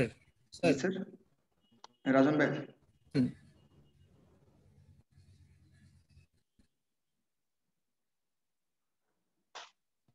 তার এমসিকিউ গুলো অবশ্যই আছে, ওটা হচ্ছে কুইজ টেস্টে আছে, ঠিক আছে? এভাবে ইয়ে করে দেওয়া নাই, কিন্তু আমাদের যে কুইজ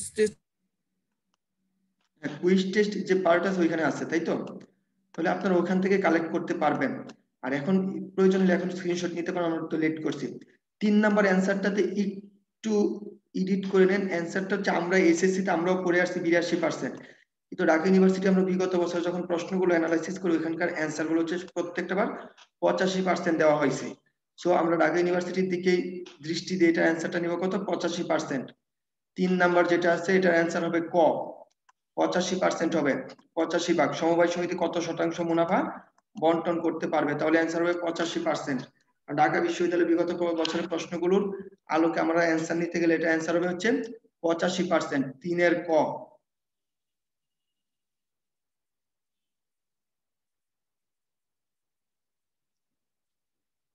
চারের খ ঠিক আছে।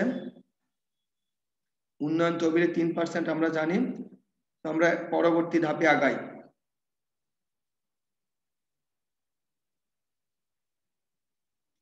চ্যাপ্টার 2 শুরু করার আগে আমরা কিছু কথা খাতায় লিখব। চ্যাপ্টার 2 শুরু করার আগে আমরা কিছু কথা খাতায় লিখব। লিখুন, সমবায়ের সূতিকাগার ইংল্যান্ড, সমবায় সমিতির সূতিকাগার ইংল্যান্ড, সমবায় সমিতির সূতিকাগার ইংল্যান্ড, সমবায় সমিতির সূতিকাগার ইংল্যান্ড, সমবায় সমিতির সূতিকাগার হচ্ছে ইংল্যান্ড।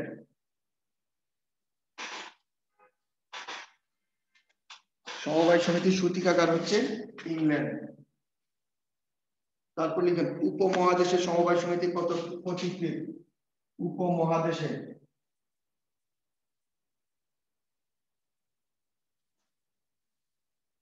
সমবায় সমিতির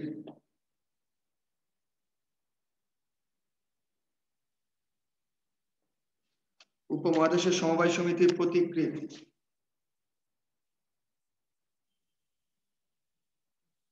রবার্ট ওয়েন। উপমহাদেশের সমবায় সমিতির প্রতিকৃত হচ্ছে রবার্ট ওয়েন। না, সমবায় আন্দোলন, উপমহাদেশের রবার্ট ওয়েন না, সমবায় আন্দোলনের প্রতিকৃত হচ্ছে রবার্ট ওয়েন। সমবায় আন্দোলনের প্রতিকৃত হচ্ছে রবার্ট ওয়েন। উপমহাদেশে হচ্ছে ফ্রেডারিক নিকলসন।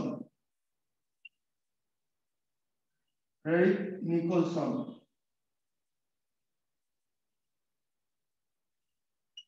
আর সমবায় আন্দোলনের প্রতিকৃত হচ্ছে রবার্ট ওয়েন, অর্থাৎ রবার্ট ওয়েনের নেতৃত্বে সমবায় সমিতি শুরু হয়।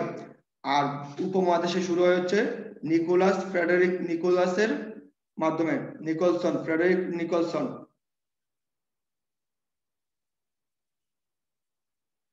তারপর চলে আসি আমরা সমবায় সমিতি গঠিত ও পরিচালিত হয় গণতন্ত্র দ্বারা। সমবায় সমিতি গঠিত ও পরিচালিত হয় গণতন্ত্র দ্বারা। সমবায় সমিতি গঠিত ও পরিচালিত হয় গণতন্ত্র দ্বারা। সমবায় সমিতি গঠিত ও পরিচালিত হয় গণতন্ত্র দ্বারা। জাতিসংঘের প্রথম আন্তর্জাতিক সমবায় দিবস পালন করা হয় 1995 সালে। জাতিসংঘের প্রথম আন্তর্জাতিক সমবায় সমিতি পালন করা হয় 1995 সালে। জাতিসংঘের প্রথম আন্তর্জাতিক সমবায় সমিতি পালন করা হয় 1995 সালে। জাতিসংঘের প্রথম আন্তর্জাতিক সমবায় সমিতি পালন করা হয় 1995 সালে। সমবায় সমিতির প্রথম প্রধান দলিল গঠনতন্ত্র বা সংবিধান। সমবায় সমিতির প্রধান দলিল অথবা গঠনতন্ত্র অথবা সংবিধান, যেটাই বলেন না কেন সেটা হচ্ছে উপবিধি বা বাইল। সমবায় সমিতির প্রধান দলিল বা গঠনতন্ত্র বা সংবিধান, যেটাই বলেন না কেন সেটাই হবে কি উপবিধি বা বাইল। উপবিধি বা বাইল। নিবন্ধনের সময় সমবায় সমিতির উপবিধির 3 কপি জমা দিতে হয়। নিবন্ধনের সময় সমবায় সমিতির উপবিধির 3 কপি জমা দিতে হয়। নিবন্ধনের সময় সমবায় সমিতির উপবিধির 3 কপি জমা দিতে হয়। লিখছেন স্যার? ভোক্তা সমবায় সমিতির শেয়ার হস্তান্তরযোগ্য নয়। ভোক্তা সমবায় সমিতির শেয়ার হস্তান্তরযোগ্য নয়। ভোক্তা সমবায় সমিতির শেয়ার হস্তান্তরযোগ্য নয়। স্যার এতটুকু পর্যন্ত লিখতে পারছি আমরা? একজন বলুন এতটুকু পর্যন্ত আমরা লিখতে পারছি কিনা?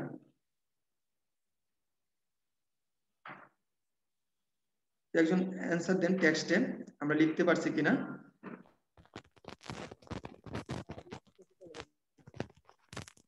হ্যাঁ, B30101 রেজ হ্যান্ড, আপনি বলুন স্যার। স্যার জাতিসংঘের প্রথম আন্তর্জাতিক সমবায় সমিতি দিবস পালন করা হয় কত সালে? 1995 সালে। Thank you sir. আর কেউ? আচ্ছা, তাহলে আমরা পরবর্তীতে চলে যাই। স্যার শেষেরটা আবার বলেন। শেষে আমি কোনটা বলছিলাম? ভোক্তা সমবায় সমিতি। ভোক্তা সমবায় সমিতির শেয়ার হস্তান্তরযোগ্য নয়। ভোক্তা সমবায় সমিতির শেয়ার হস্তান্তরযোগ্য নয়। তারপর লিখুন ICA, international cooperative alliance.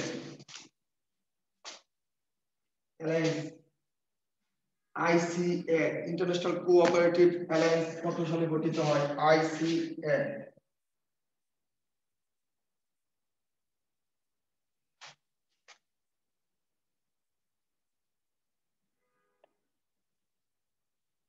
International cooperative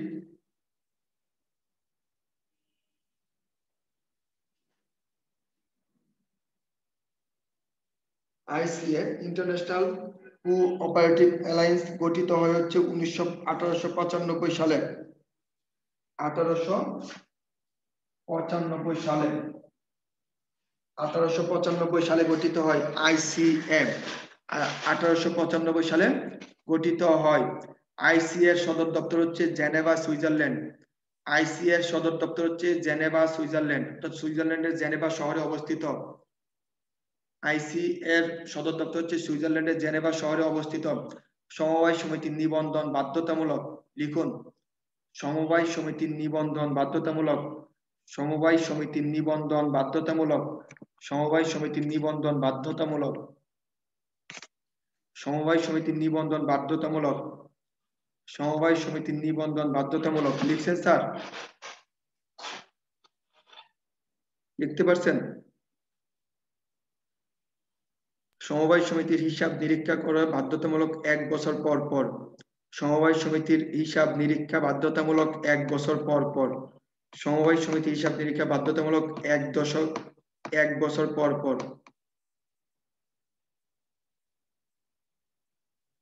লিখছি আমরা?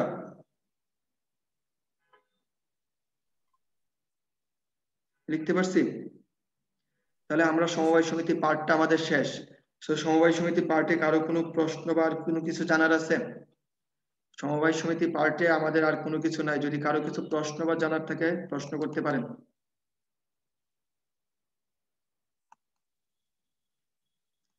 আমরা পরবর্তী স্টেপে চলে যাই, রাষ্ট্রীয় ব্যবসায়। রাষ্ট্রীয় ব্যবসায় কি? রাষ্ট্রীয় ব্যবসায় কাকে বলে আমাদের এটা এখন জানতে হ্যালো স্যার। হবে। জি স্যার, কৃষ্ণ দাস আপনি বলুন। হ্যালো জি স্যার, আমি শুনতে পাচ্ছি আপনাকে, আপনি বলুন।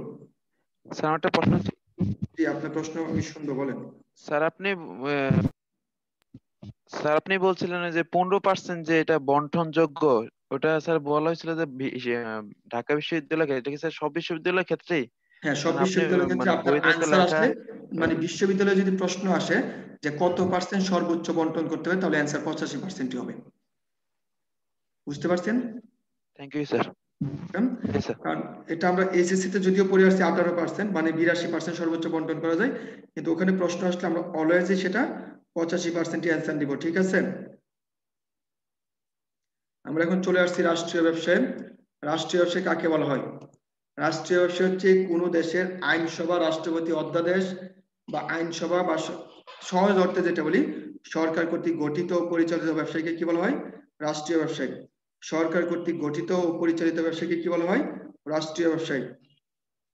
সরকার কর্তৃক গঠিত ও পরিচালিত ব্যবসায়ীকে কি বলা হয়? রাষ্ট্রীয় ব্যবসায়ী। সরকার কর্তৃক গঠিত ও পরিচালিত ব্যবসায়ীকে বলা হয় রাষ্ট্রীয় ব্যবসায়ী। সরকার কর্তৃক গঠিত ও পরিচালিত ব্যবসায়ীকে কি বলা হয়? রাষ্ট্রীয় ব্যবসায়ী। অর্থাৎ সরকারের মালিকানাধীন যে কোনো ব্যবসায়ীকে কি বলতে পারি আমরা? রাষ্ট্রীয় ব্যবসায়ী।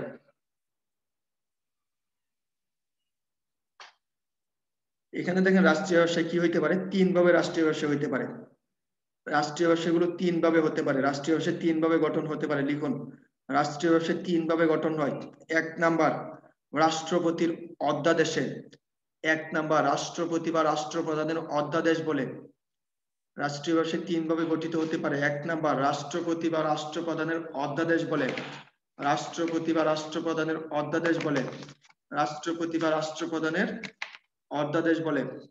2 নাম্বার আসুন, 2 নাম্বার লিখুন, আইনসভা বা সংসদে বিল পাশের মাধ্যমে। আইনসভা বা সংসদে বিল পাশের মাধ্যমে। আইনসভা বা সংসদে বিল পাশের মাধ্যমে। আইনসভা বা সংসদে বিল পাশের মাধ্যমে। 3 নাম্বার লিখুন, বেসরকারি ব্যবসায়ীকে জাতীয়করণের মাধ্যমে। কোন বেসরকারি ব্যবসায়ী প্রতিষ্ঠানকে জাতীয়করণের মাধ্যমে। কোন বেসরকারি ব্যবসায়ী প্রতিষ্ঠানকে জাতীয়করণের মাধ্যমে। কোন বেসরকারি ব্যবসায়ী প্রতিষ্ঠানকে জাতীয়করণের মাধ্যমে কি আমরা রাষ্ট্রীয় ব্যবসায় গঠন করতে পারি? স্যার লিখতে পারছি? স্যার লিখতে পারছি আমরা লেখাগুলো?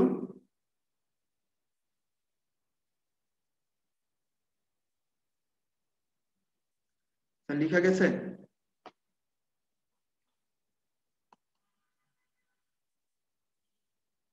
টেক্সটে বলুন স্যার, আপনারা লিখতে পারছেন কিনা? আচ্ছা স্যার, আমরা পরে যাই। লিখুন, রাষ্ট্রীয় ব্যবসায়ের মূল উদ্দেশ্য জনকল্যাণ। রাষ্ট্রীয় ব্যবসায়ের মূল উদ্দেশ্য জনকল্যাণ। রাষ্ট্রীয় ব্যবসায়ের মূল বা প্রধান উদ্দেশ্য জনকল্যাণ। রাষ্ট্রীয় ব্যবসায়ের মূল উদ্দেশ্য হচ্ছে কি আমাদের? জনকল্যাণ। রাষ্ট্রীয় ব্যবসায়ের মূল উদ্দেশ্য বা প্রধান উদ্দেশ্য হচ্ছে জনকল্যাণ। রাষ্ট্রীয় ব্যবসায়ের মূল উদ্দেশ্য হচ্ছে জনকল্যাণ। তারপর লিখুন, রাষ্ট্রীয় ব্যবসায়ের মালিক হচ্ছে সরকার এবং জনগণ। রাষ্ট্রীয় ব্যবসায়ের মালিক হচ্ছে সরকার এবং জনগণ। রাষ্ট্রীয় ব্যবসায়ের মালিক হচ্ছে সরকার এবং জনগণ। রাষ্ট্রীয় ব্যবসায়ের মালিক হচ্ছে সরকার এবং জনগণ। রাষ্ট্রীয় ব্যবসায়ের মালিক হচ্ছেন সরকার এবং জনগণ। তারপর লিখুন, রাষ্ট্রীয় ব্যবসা পরিচালিত হয় 1972 সালের আইন দ্বারা। বাংলাদেশে রাষ্ট্রীয় ব্যবসা পরিচালনা করা হয় 1972 সালের আইন দ্বারা বাংলাদেশের রাষ্ট্রীয় ব্যবসা পরিচালনা করা হয় 1972 সালের আইন দ্বারা বাংলাদেশের রাষ্ট্রীয় ব্যবসা পরিচালনা করা হয় 1972 সালের আইন দ্বারা। রাষ্ট্রীয় ব্যবসাকে কি বলা হয়? লেইজেস ফেয়ার পলিসি। রাষ্ট্রীয় ব্যবসাকে কি কি অনুসরণ করা? লেইজেস ফেয়ার পলিসি, ইচ্ছা মতো চলার নীতি। আমি লিখে দিব।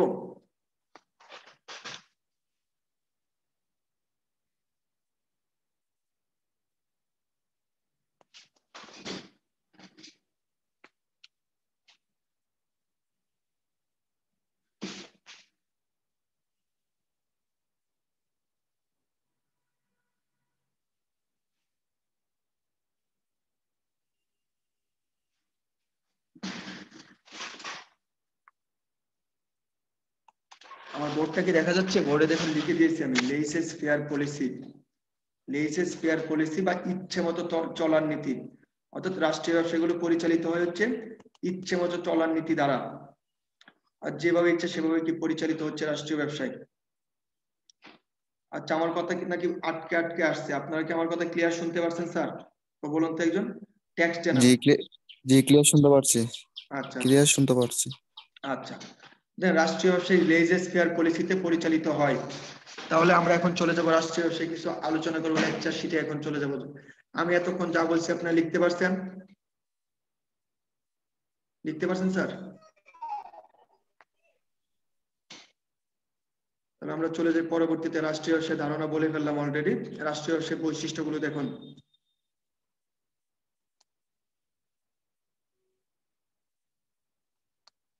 রাষ্ট্রীয় ব্যবসায় বৈশিষ্ট্যগুলো আসে দেখেন। রাষ্ট্রপ্রধানের আদেশ বলে বা সংসদে বিল পাশের মাধ্যমে গঠিত হয়। রাষ্ট্রীয় ব্যবসা একটা কৃত্রিম স্বাধীন ব্যক্তি সত্তার অধিকারী। রাষ্ট্রীয় ব্যবসায় অস্তিত্ব চিরন্তন অস্তিত্ব সম্পন্ন। রাষ্ট্রীয় ব্যবসায় কখনো কি শেষ হয়ে যায় না, সেটা চিরন্তন অস্তিত্ব সম্পন্ন। আরেকটা লাইন লিখুন, রাষ্ট্রীয় ব্যবসায় কখনো দেউলিয়া হয় না। রাষ্ট্রীয় ব্যবসায় কখনো দেউলিয়া হয় না। রাষ্ট্রীয় ব্যবসায় কখনো দেউলিয়া হয় না, কারণ সরকার কখনো দেউলিয়া হয় না, দেশ কখনো দেউলিয়া হয় না। দেশ যদি দেউলিয়া হয় তাহলে রাষ্ট্রীয় ব্যবসায় দেউলিয়া হবে। সো রাষ্ট্রীয় ব্যবসায় কখনো দেউলিয়া হয় না। রাষ্ট্রীয় ব্যবসায় দায়, যাবতীয় দায় এবং ঝুঁকি গ্রহণ করে সরকার। রাষ্ট্রীয় ব্যবসায় যাবতীয় দায় এবং ঝুঁকি গ্রহণ করে হচ্ছে সরকার। রাষ্ট্রীয় ব্যবসায় যাবতীয় দায় এবং ঝুঁকি গ্রহণ করে হচ্ছে সরকার। এই রাষ্ট্রীয় ব্যবসায় এক্সাম্পল গুলো একটু মনে রাখি। বাংলাদেশ বস্ত্রকল, বাংলাদেশ বিমান, ওয়াসা, তারপর হচ্ছে কর্ণফুলী পেপার মিল, ডেস্কু, টেলিটক, তারপর হচ্ছে যত সরকারি সংস্থাগুলো আছে সবগুলো কি রাষ্ট্রীয় ব্যবসায়। সরকারি যতগুলো প্রতিষ্ঠান আছে, পল্লী বিদ্যুৎ, তিতাস গ্যাস, সবগুলো কি রাষ্ট্রীয় ব্যবসায়। রাষ্ট্রীয় ব্যবসায় উদ্দেশ্য জনকল্যাণ, এটা প্রধান উদ্দেশ্য। বাকি উদ্দেশ্যগুলো আপনারা একটু পড়ে ফেলুন, বাকি উদ্দেশ্যগুলো একটু পড়ে ফেলুন।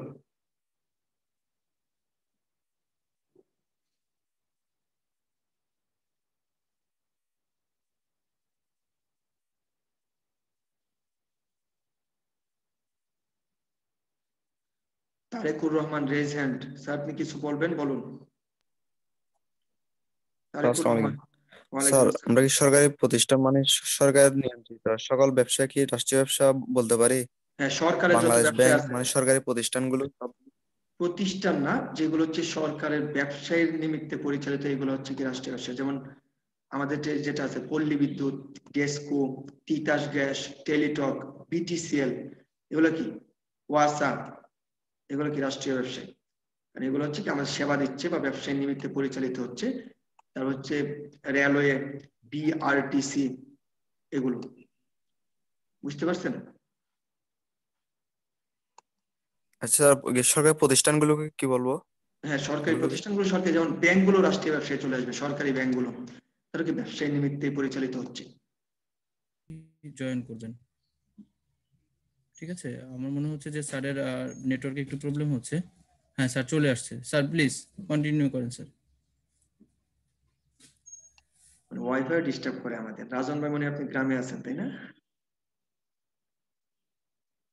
আচ্ছা, আমরা শুরু করি। লেজেস রাষ্ট্রীয় ব্যবসা আমরা কোন, স্যার আপনি একটু মাইক্রোফোনটা অন করে নেন, তারপর স্যার একটু কথা হ্যাঁ বলুন। আমার মাইক্রোফোন অন আছে, আমার কথা বোঝা যাচ্ছে না?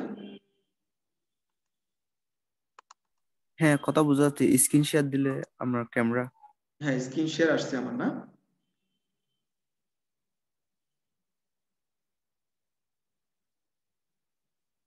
স্ক্রিন হ্যাঁ শেয়ার আসছে না? আসতেছে।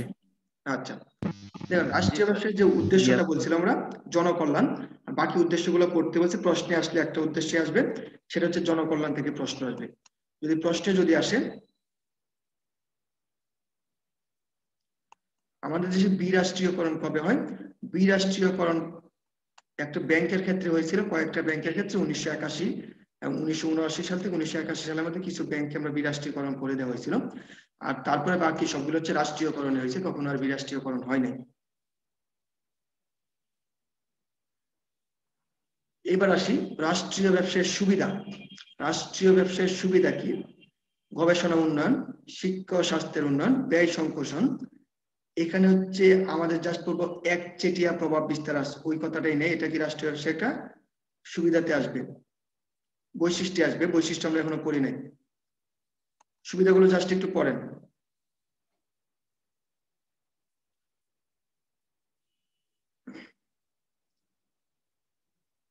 প্রশ্ন আসার মতো টপিক না, একটা লিখেন রাষ্ট্রীয় ব্যবসায় প্রধান অসুবিধা, অসুবিধা সমূহ, অসুবিধা সমূহ। আমলাতান্ত্রিকতার পাশে লিখুন প্রধান অসুবিধা, 8 নাম্বার। আমলাতান্ত্রিকতার পাশে লিখুন প্রধান অসুবিধা। রাষ্ট্রীয় ব্যবসায় আমলাতান্ত্রিকতার পাশে লিখুন প্রধান অসুবিধা। আমলাতান্ত্রিকতা মানে বোঝাচ্ছে হচ্ছে ঊর্ধ্বতনের স্বেচ্ছাচারিতা। আমলাতান্ত্রিকতা বোঝাচ্ছে হচ্ছে ঊর্ধ্বতনের স্বেচ্ছাচারিতাকে বোঝানো হচ্ছে আমলাতান্ত্রিকতা। এবার আমরা চলে যাই পরবর্তীতে, যেখান থেকে প্রশ্ন আসবে। এখানে একটু দেখুন তো, রাষ্ট্রীয় ব্যবসায়ের মূল উদ্দেশ্য কি? 2 নাম্বার। রাষ্ট্রীয় ব্যবসায়ের ক্ষেত্র সমূহ একটু পড়তে হবে আমাদের। রাষ্ট্রীয় ব্যবসায়ের ক্ষেত্র সমূহ একটু পড়বো। জনকল্যাণমূলক প্রতিষ্ঠান, পানি সরবরাহ, বিদ্যুৎ উৎপাদন সরবরাহ, জাস্ট মনে রাখবো যেগুলো জনকল্যাণের ক্ষেত্র। দেশ রক্ষা শিল্প, যেমন অস্ত্রের ব্যবসা, গোলাবারুদের ব্যবসা, এগুলা বেসরকারি খাতে দেওয়া যাবে না, কারণ বেসরকারি খাতে দিলেই কি সন্ত্রাসের হানাহানি বেড়ে যাবে, সন্ত্রাসী কার্যকলাপ বেড়ে যাবে। সেগুলা কি আমাদের রাষ্ট্রীয় ব্যবসায় মালিকানায় রাখতে হবে।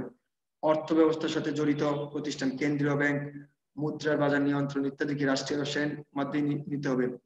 অত্যাবশ্যকীয় জীবন রক্ষাকারী ঔষধ, যেমন ভেষজ শিল্প, ঔষধ শিল্প, রাসায়নিক শিল্প, এগুলা রাষ্ট্রীয় ব্যবসায় কি রাখতে হবে। তারপরে যোগাযোগের প্রধান প্রতিষ্ঠানগুলো, রেলপথ, সড়ক পরিবহন, বিমান পরিবহন ইত্যাদি কি রাষ্ট্রীয় ব্যবসায় থাকবে। 2 নাম্বার, রাষ্ট্রীয় ব্যবসায়ের মূল উদ্দেশ্য কি? কে একজন অ্যান্সার করুন স্যার। 2 নাম্বার, রাষ্ট্রীয় ব্যবসায়ের মূল উদ্দেশ্য। রাষ্ট্রীয় ব্যবসায়ের মূল উদ্দেশ্য।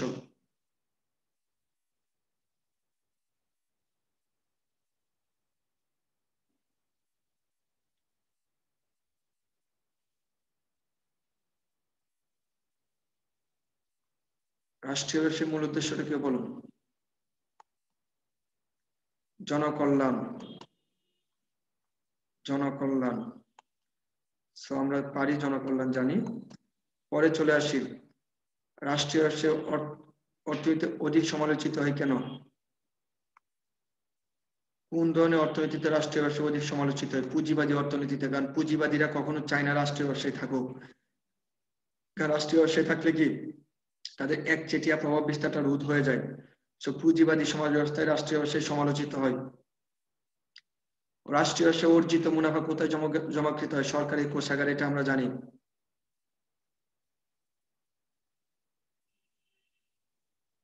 রাষ্ট্রীয় ব্যবসায়ের ক্ষতি কে বহন করে? 6 নাম্বার, সরকার। আমি বলে দিয়েছি রাষ্ট্রীয় ব্যবসায়ের ক্ষতি বা যাবতীয় দায় বহন করে কে?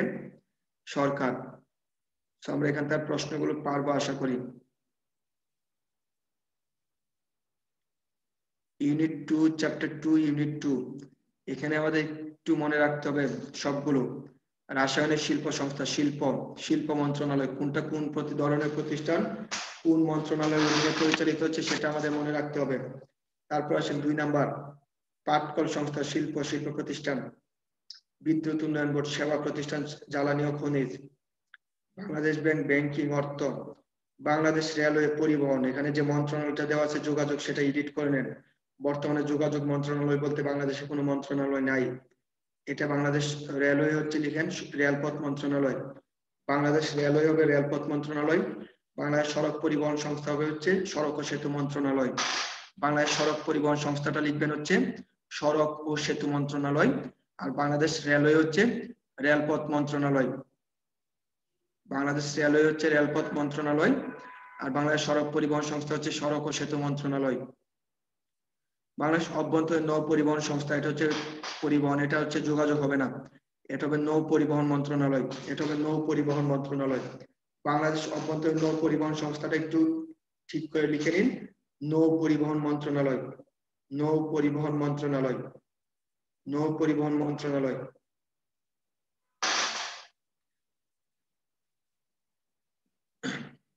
তারপর হচ্ছে টেলিফোন শিল্প সংস্থা, এটা হবে টেলিযোগাযোগ না, এটা হবে ডাক ও টেলিযোগাযোগ মন্ত্রণালয়, ডাক ও টেলিযোগাযোগ মন্ত্রণালয়। বাংলাদেশ টেলিফোন শিল্প সংস্থা হবে ডাক ও টেলিযোগাযোগ মন্ত্রণালয়, ডাক ও টেলিযোগাযোগ মন্ত্রণালয়। বাংলাদেশ মেশিন টুলস ফ্যাক্টরি, এটা বাংলাদেশ সেনাবাহিনী দেওয়া আছে, সেনাবাহিনী নিয়ন্ত্রণ করে, কিন্তু মন্ত্রণালয় হবে বাংলাদেশ প্রতিরক্ষা মন্ত্রণালয়। বাংলাদেশ মেশিন টুলস ফ্যাক্টরি, এটা হবে কি বাংলাদেশ প্রতিরক্ষা মন্ত্রণালয়, বাংলাদেশ মেশিন টুলস ফ্যাক্টরি, এটা হবে বাংলাদেশ প্রতিরক্ষা মন্ত্রণালয়।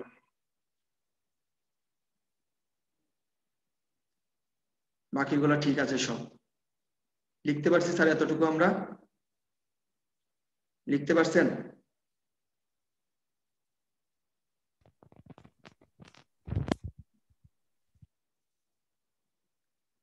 টেক্সটে বলুন স্যার।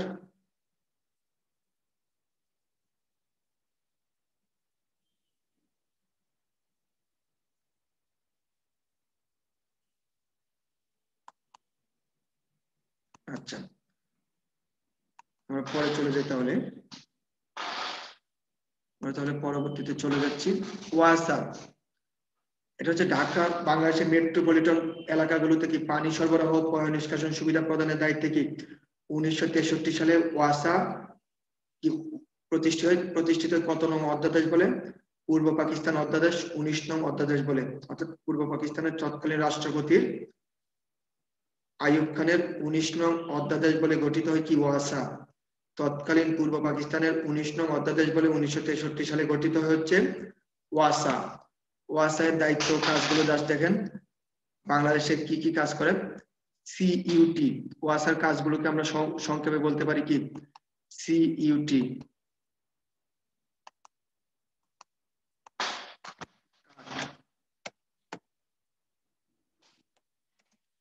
আমরা লিখতে পারি কমন ইউটিলিটি চ্যানেল,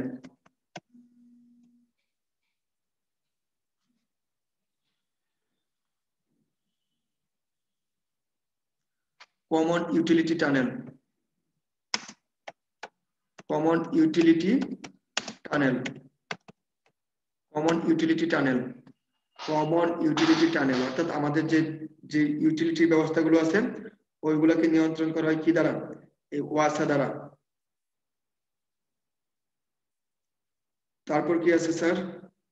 ওয়াসার কাজ দায়িত্ব কর্তব্য দেখেন কি কি করে, জাস্ট এটা একটু পড়েন, পড়লেই পারবেন। ওয়াসা কি কি কাজ করে এটা একটু পড়লেই পারবেন।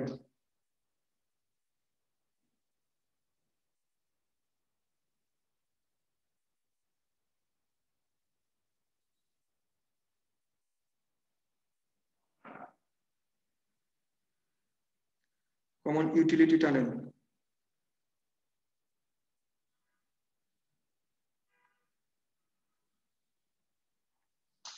তারপর স্যার আমাদের কি আছে?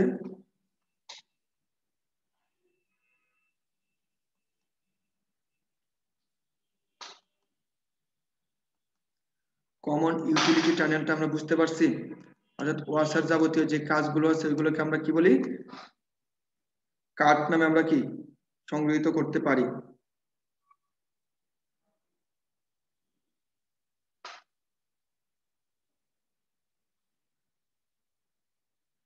তারপর কি আছে?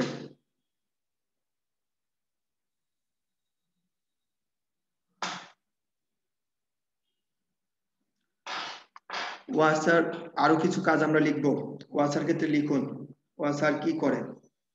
ওয়াসার এলাকা হচ্ছে কয়টা? বর্তমানে 11টি জোন আছে, লিখেন ঢাকা ওয়াসার। ওয়াসা আমাদের 4টি মেট্রোপলিটন শহরে আছে, বাংলাদেশে 4টি ওয়াসা আছে, বাংলাদেশের সর্বমোট 4টি ওয়াসা আছে। লিখুন বাংলাদেশের সর্বমোট 4টি ওয়াসা আছে। 1 নাম্বার হচ্ছে ঢাকা, তারপর হচ্ছে চট্টগ্রাম, রাজশাহী ও খুলনা, এই 4টি ওয়াসা আছে। ঢাকা ওয়াসা, রাজশাহী ওয়াসা, চট্টগ্রাম ওয়াসা, খুলনা ওয়াসা, এই 4টি ওয়াসা আছে বাংলাদেশে। বাংলাদেশে 4টি ওয়াসা আছে। এবং ঢাকা ওয়াসার জুন হচ্ছে 11টি জুনে বিভক্ত। ঢাকা ওয়াসাকে 11টি জুনে ভাগ করা হয়েছে। নারায়ণগঞ্জ হচ্ছে সর্বশেষ বা একাদশ জুন।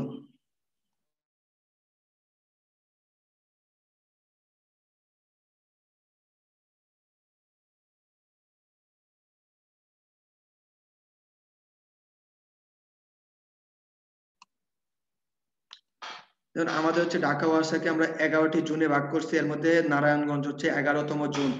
নারায়ণগঞ্জ হচ্ছে 11তম জুন। নারায়ণগঞ্জ হচ্ছে আমাদের কত? 11তম জুন।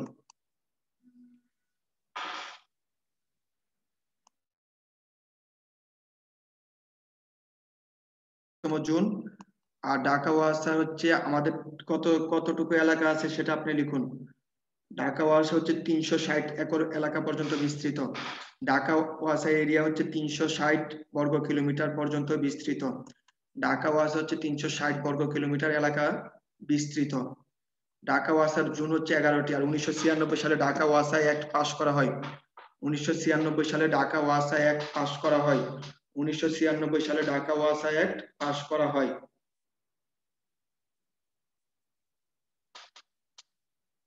লিখছেন স্যার? এতটুকু পর্যন্ত লিখতে পারছি যা বলছি? লিখতে পারছেন?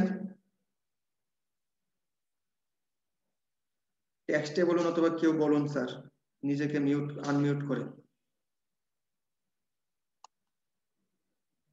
আচ্ছা, এবার চলে আসি বাংলাদেশের ডাক বিভাগ। বাংলাদেশের ডাক বিভাগ। ডাক বিভাগটা হচ্ছে বাংলাদেশের সবচেয়ে প্রাচীন রাষ্ট্রীয় ব্যবসায়। লিখুন, ডাক বিভাগ হচ্ছে রাষ্ট্রীয় মালিকানাধীন একটি সবচেয়ে প্রাচীন রাষ্ট্রীয় ব্যবসায়। ডাক বিভাগ হচ্ছে সবচেয়ে প্রাচীন রাষ্ট্রীয় ব্যবসায়। ডাক বিভাগ হচ্ছে সবচেয়ে প্রাচীন রাষ্ট্রীয় ব্যবসায়। ডাক বিভাগ হচ্ছে কি সবচেয়ে প্রাচীন রাষ্ট্রীয় ব্যবসায়।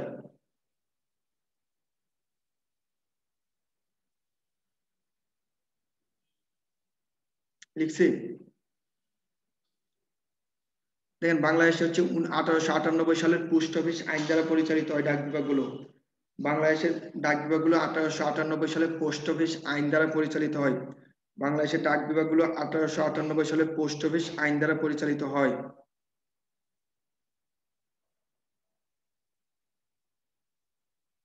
লিখছেন? এখন ডাক বিভাগের সেবা সমূহ পড়তে হবে, জাস্ট খালি সেবাগুলো মনে রাখবেন। পোস্টাল সেবা, এটার পাশে লিখুন ডাক বিভাগের নিজস্ব সেবা। পোস্টাল সেবা সমূহ, এটার পাশে লিখুন ডাক বিভাগের নিজস্ব সেবা সমূহ। পোস্টাল সেবার আরেকটা নাম হচ্ছে ডাক বিভাগের নিজস্ব সেবা সমূহ। তারপর হচ্ছে প্রতিনিধিত্বমূলক সেবা সমূহ। প্রতিনিধিত্বমূলক সেবা সমূহ কি? ডাক বিভাগ যেটা আমাদের মানুষের প্রতিনিধি হয়ে কাজ করে, যেই কাজগুলো করে, এটাকে বলা হয় প্রতিনিধিত্বমূলক সেবা সমূহ। পোস্টাল সেবা সমূহের মধ্যে দুইটা খুবই গুরুত্ব সহকারে পড়বেন, 3 এবং 4, এই দুইটার পূর্ণরূপ আসতে পারে জিইপি, গ্যারান্টেড এক্সপ্রেস পোস্ট। তারপর হচ্ছে কি ইএমএস, এক্সপ্রেস মেল সার্ভিস। এই দুইটার পূর্ণরূপ আমাদের পড়তে হবে। প্রতিনিধিত্ব সেবা সমূহ কি কি প্রত্যেকটা আমাদের মুখস্থ করতে হবে, অর্থাৎ কোনটা পোস্টাল সেবা, কোনটা প্রতিনিধিত্ব সেবা। হ্যাঁ, 4টা ওয়াসার নাম একজন লিখছেন, ধন্যবাদ আপনি যে লিখছেন।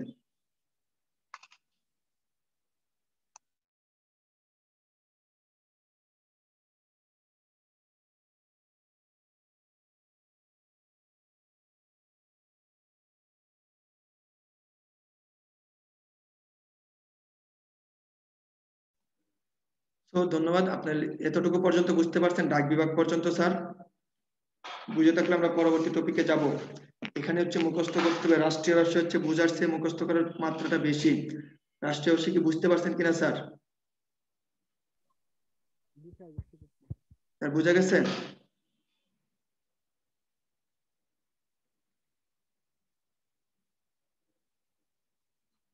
আমরা অনেকগুলো ব্যবসা এখানে স্কিপ করে গেছি, ওই ব্যবসাগুলো আমি লিখে দিব, আপনারা লিখবেন, যেটা নাই আপনার লেকচারে আমি লিখবো, আপনারা লিখবেন। সো আগে আমরা পিপিপি পড়ার আগে আরো কয়েকটা রাষ্ট্রীয় ব্যবসা সম্পর্কে আমরা হালকা কিছু ধারণা নিয়ে দেই। পিপিপি পড়ার আগে আমরা আরো কিছু ব্যবসা সম্পর্কে হালকা কিছু ধারণা নিয়ে। বাংলাদেশ রেলওয়ে, লিখুন Bangladesh railway. Bangladesh railway, Bangladesh railway.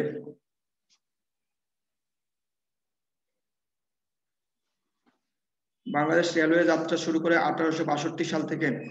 এদেশে বাংলাদেশের রেলওয়ে যাত্রা শুরু করে 1862 সাল থেকে। রেলওয়ে যাত্রাটা শুরু হচ্ছে 1862 সাল থেকে। এর সদর দপ্তর ঢাকায় অবস্থিত। এর সদর দপ্তর হচ্ছে ঢাকায় অবস্থিত। রেলওয়ে সদর দপ্তর হচ্ছে কি ঢাকায় অবস্থিত। রেলওয়ে সদর দপ্তরটি হচ্ছে ঢাকায় অবস্থিত। তারপরে এখানে রেলওয়েতে আর কিছু পড়বো না। রেলওয়ে হচ্ছে বাংলাদেশের একমাত্র রাষ্ট্রীয় সম্পূর্ণ রাষ্ট্রীয় মালিকানাধীন একটা ব্যবসায়িক প্রতিষ্ঠান। তা হচ্ছে BRTC, Bangladesh road Transport corporation. BRTC, Bangladesh road Transport corporation বা বাংলাদেশ সড়ক পরিবহন সংস্থা। বিআরটিসি, বিআরটিসি প্রতিষ্ঠিত 1961 সালে। বিআরটিসি প্রতিষ্ঠিত 1961 সালে। তখন এর নাম ছিল হচ্ছে EPRTC, East Pakistan Transport Corporation. East Pakistan Road Transport Corporation, EPRTC. তারপর স্বাধীনতার পরে 1971 সালের নাম পরিবর্তন করে করা হয়েছে কি বিআরটিসি। তারপর চলে যায় BCIC, Bangladesh chemical industries corporation. BCIC, Bangladesh chemical industries corporation. BCIC, Bangladesh chemical industries corporation. রাষ্ট্রপতি 27 নং অধ্যাদেশ বলে, রাষ্ট্রপতি 27 নং অধ্যাদেশ বলে বিপিডিসি। আমি লিখে দিচ্ছি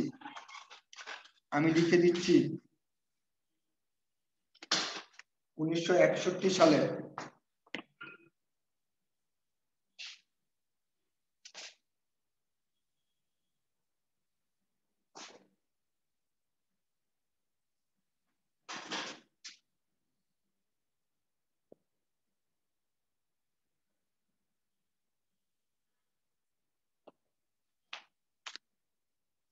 রাষ্ট্রপতির 27 নং অধ্যাদেশ বলে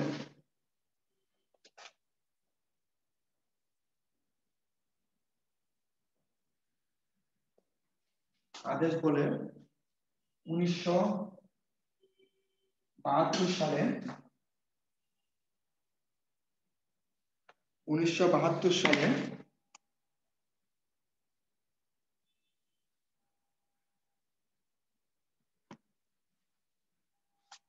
বিপিডিসি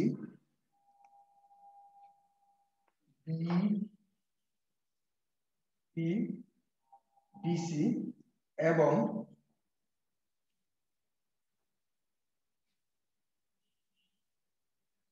বিএফসিপিসি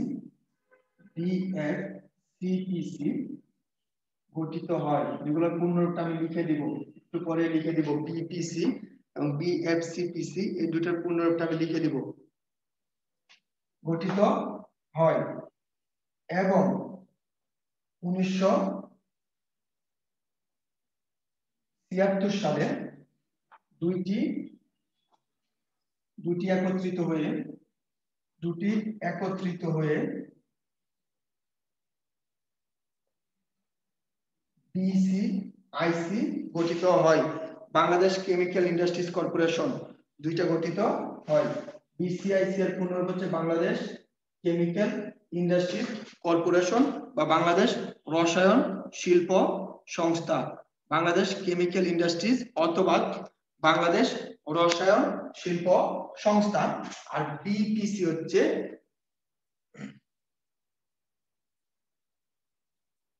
Bangladesh Partex Board corporation.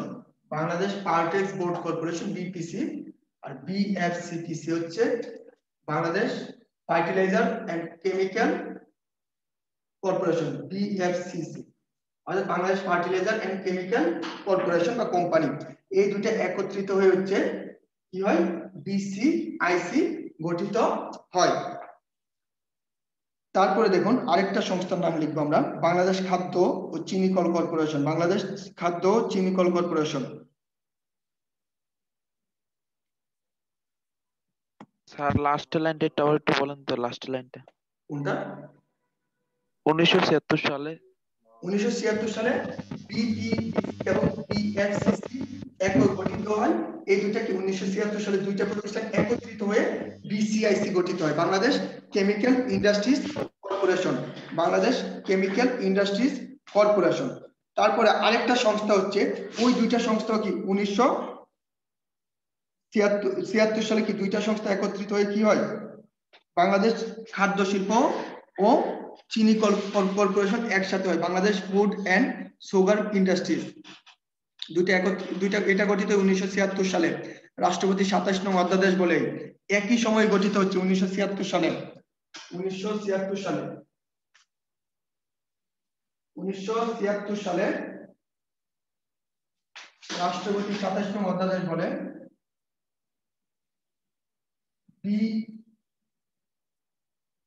BSFIC, Bangladesh sugar and food industries limited, Bangladesh sugar and food industries limited, Bangladesh sugar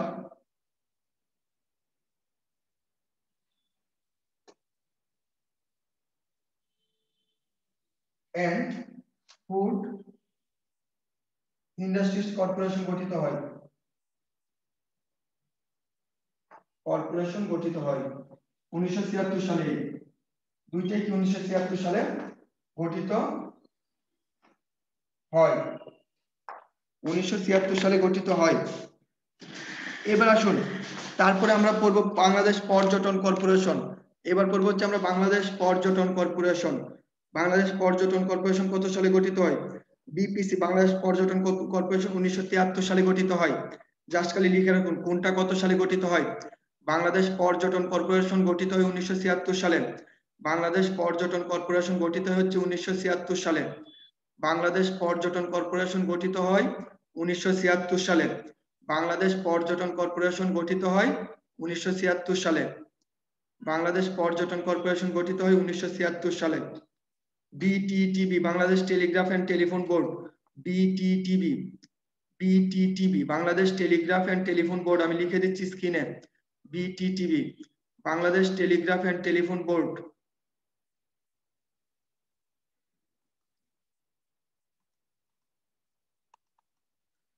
Bangladesh Telegraph and Telephone board, বিটিটিবি।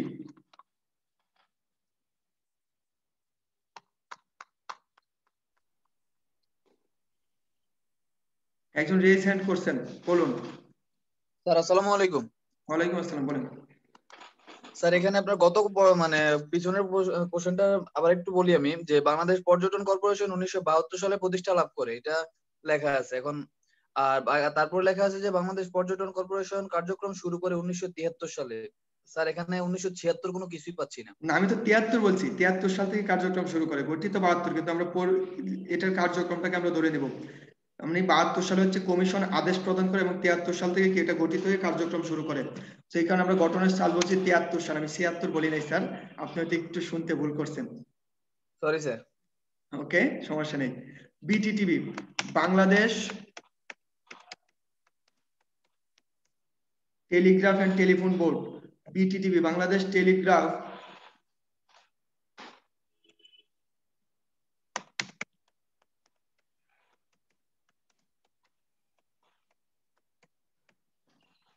Telegraph and telephone Board.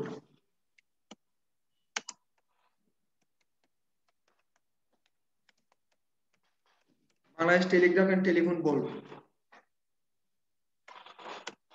এটা গঠিত হচ্ছে 1953 সালে। স্যার টেলিগ্রাফ বানানটা একটু দেখবেন স্যার। স্যার টেলিগ্রাফ বানানটা একটু দেখবেন। টেলিগ্রামে একটু ভুল হয়েছে বানানটাতে। Telegraph, Telegraph and telephone board, BTTB, Bangladesh Telegraph and telephone Board, এটা প্রতিষ্ঠিত হয় হচ্ছে 1953 সালে, কিন্তু 1979 সালে তার নামকরণ করা হচ্ছে বিটিটিবি। অর্থাৎ এই বাংলাদেশ টেলিগ্রাম এন্ড টেলিফোন বোর্ডের যে টেলিগ্রাফ শাখাটা গড়ে ওঠে 1953 সালে, আর বিটিটিবি নামকরণ করা হয় 1979 সালে। এই বিটিটিবি নামকরণ করা হয় 1979 সালে। আর 2008 সালে এটার নামকরণ করা হচ্ছে BTCL, Bangladesh telecommunication company limited, Bangladesh telecommunication company limited, সেটা হচ্ছে বিটিসিএল। 2008 সালে এটার নামকরণ করা হচ্ছে বিটিসিএল। 2008 সালে এটার নামকরণ করা হচ্ছে BTCL, Bangladesh telecommunication company limited, Bangladesh telecommunication company limited, BTCL.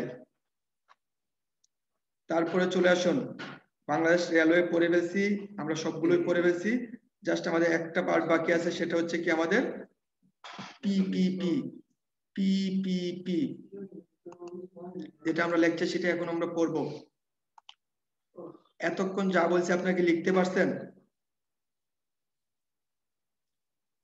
Public private partnership, PPP এর পূর্ণরূপটা আপনার মনে রাখতে হবে। পাবলিক প্রাইভেট পার্টনারশিপ, সরকারি বেসরকারি অংশীদারিত্বের ভিত্তিতে ব্যবসায়, সরকারি বেসরকারি অংশীদারির ভিত্তিতে ব্যবসায়, সেটা হচ্ছে PPP, public private partnership. PPP, public private partnership, সরকারি বেসরকারি এবং অংশীদারিত্বের ভিত্তিতে ব্যবসা যেটা আছে সেটাকে বলা হচ্ছে পিপিপি। তারপরে আজকে আমি যেটা পড়াইছি আপনারা যেটা মিস করছেন এটা আমি নেক্সট ক্লাসে যদি আসি ইনশাআল্লাহ আমি স্লাইড দিয়ে দেব আপনাদের আলাদা একটা।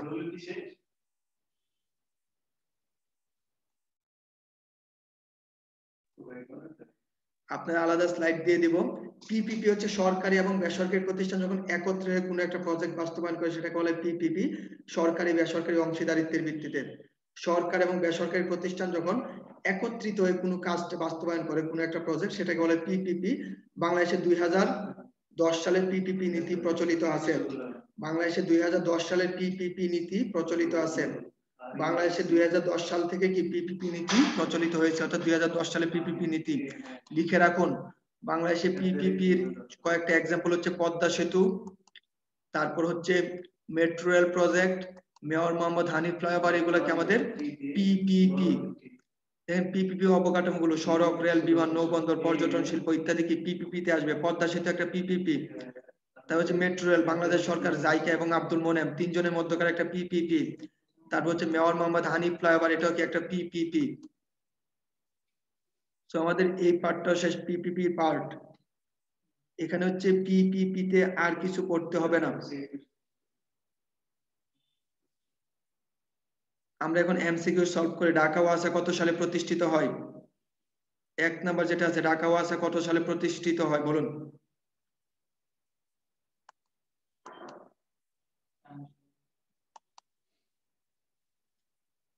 ঢাকা ওয়াসা কত সালে প্রতিষ্ঠিত হয়? 1963 সালে, ঠিক আছে। বাংলাদেশ পর্যটন শিল্প কোন মন্ত্রণালয়ের অধীনে আছে? পর্যটন শিল্প, বাংলাদেশে পর্যটন শিল্প কোন মন্ত্রণালয়ের অধীনে আছে বলেন? পর্যটন শিল্প, পর্যটন শিল্প কোন মন্ত্রণালয়ের অধীনে আছে বা অধীনে পরিচালিত? বেসামরিক বিমান ও পর্যটন। হ্যাঁ, বেসামরিক বিমান ও পর্যটন মন্ত্রণালয়। রাষ্ট্রীয় ব্যবসায়ের বৈশিষ্ট্য কোনটি? 4 নাম্বার, রাষ্ট্রীয় ব্যবসায়ের বৈশিষ্ট্য কোনটি? 4 নাম্বার, রাষ্ট্রীয় ব্যবসায়ের বৈশিষ্ট্য। 4 নাম্বার কি হবে স্যার? চিরন্তন অস্তিত্ব। হ্যাঁ, চিরন্তন অস্তিত্ব বলছে। রাষ্ট্রীয় কখনো দেউলিয়া হয় না, ব্যবসায় দেউলিয়া হয় না, ব্যবসা চিরকাল চলতে থাকে। তারপরে আসেন মুদ্রা ও ব্যাংকিং ব্যবস্থাকে নিয়ন্ত্রণ করে কোন ব্যাংক সরকারি নিয়ন্ত্রণে থাকে? সেটা কেন্দ্রীয় ব্যাংক, আমরা জানি, এটা আর পড়তে হবে না। উজ্জ্বল,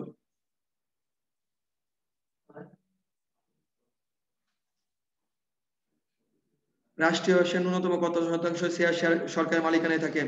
51%। 51%। গত লেকচারে পড়ে আসছি স্যার। টেলিটক কোন ব্যবসায়ের অন্তর্গত? রাষ্ট্রীয়। রাষ্ট্রীয়। আচ্ছা স্যার, আমরা পারবো। পিপিপি এর পূর্ণরূপটা দেখেন। পিপিপি এর পূর্ণরূপ, পিপিপি এর পূর্ণরূপ কত হবে? 14 নম্বরের পূর্ণরূপটা কি হবে? PPP. 3 number. Public private partnership, public private partnership, public private partnership, public private partnership.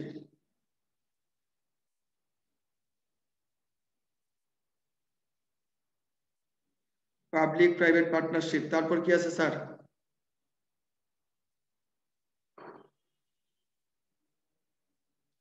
সাম্প্রতিক কালের ব্যবসায় সমূহ।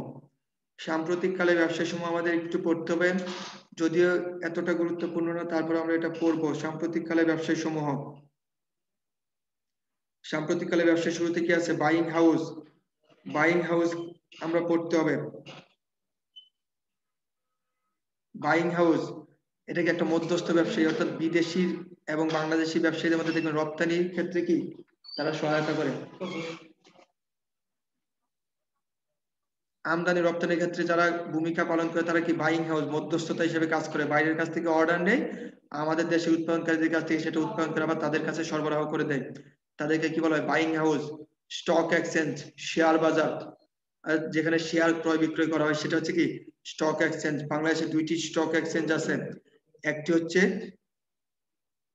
Dhaka stock exchange, Chittagong stock. আর এটা হচ্ছে চট্টগ্রাম স্টক এক্সচেঞ্জ।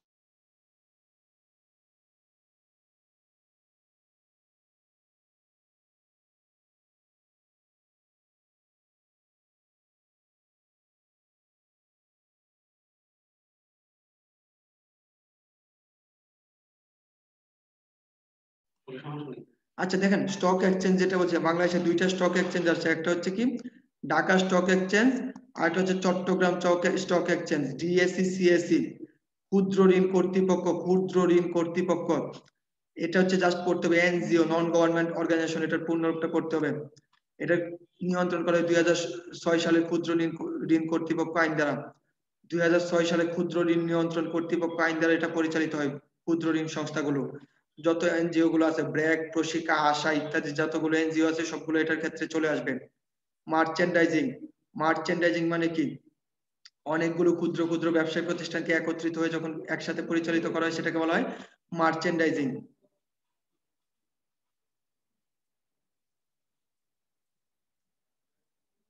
তারপর হচ্ছে আউটসোর্সিং, আমরা যেটা বর্তমানে বহুল ব্যবহৃত, বাইরের বিভিন্ন কাজ করে, রিসার্চের কাজ করে, বিভিন্ন ডিজাইনের কাজ করে আমরা কি অনলাইনে বসে যে ইনকামটা করতে হবে সেটাকে বলে আউটসোর্সিং।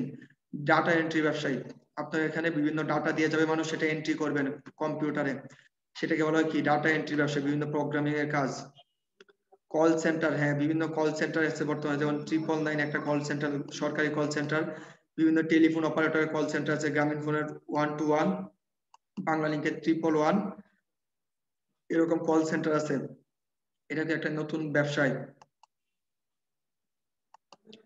তারপর চলে আসি কুরিয়ার সার্ভিস, সেটা আমরা জানি বর্তমানে ডকুমেন্ট প্রেরণের বা বিভিন্ন জিনিসপত্র প্রেরণ করার সবচেয়ে সহজতম মাধ্যম হচ্ছে কুরিয়ার। 1 থেকে 2 দিনের মধ্যে সবগুলো কি ভোক্তার হাতে চলে যায়, তাহলে এটাকে কি বলা হয়, কুরিয়ার সার্ভিস বিজনেস। বাংলাদেশে কুরিয়ার সার্ভিস বিজনেসটা হচ্ছে খুবই খুবই জনপ্রিয় একটা বিজনেস বর্তমানে। সুন্দরবন, এসএ পরিবহন, তারপর হচ্ছে জননী, কন্টিনেন্টাল ইত্যাদি কুরিয়ার সার্ভিস আছে। বিকাশ, ব্র্যাক ব্যাংকের কি একটা মোবাইল ব্যাংকিং সেবা প্রতিষ্ঠান হচ্ছে কি বিকাশ। বিকাশটা কি বাংলাদেশের সবচেয়ে দ্রুত টাকা ট্রান্সফারের একটা মাধ্যম হচ্ছে বিকাশ বা রকেট, মানে মোবাইল ব্যাংকিং অ্যাপস গুলা বা মাধ্যমগুলো। অন্যান্য মোবাইল ব্যাংকিং সেবা রকেট, ডাচ বাংলা ব্যাংক, সর্বপ্রথম বাংলাদেশে মোবাইল ব্যাংকিং সেবা চালু করে 2009 সালে ডাচ বাংলা ব্যাংক, যে মোবাইল ব্যাংকিং। তো বাংলাদেশে সর্বপ্রথম মোবাইল ব্যাংকিং সেবা চালু করে ডাচ বাংলা ব্যাংক 2009 সালে। বর্তমানে এটার নাম হচ্ছে Rocket. M cash, Islami bank, U cash, United Commercial Bank বা ইউসিবি যেটা আছে, নগদ বাংলাদেশ ডাক বিভাগ, নগদ হচ্ছে বাংলাদেশ ডাক বিভাগ, এটা হচ্ছে সরকারি। শিওর ক্যাশ, রূপালী ব্যাংক, ওকে ওয়ান ব্যাংক। এখানে কারো কোনো প্রশ্ন আছে স্যার? কারো কোনো প্রশ্ন আছে?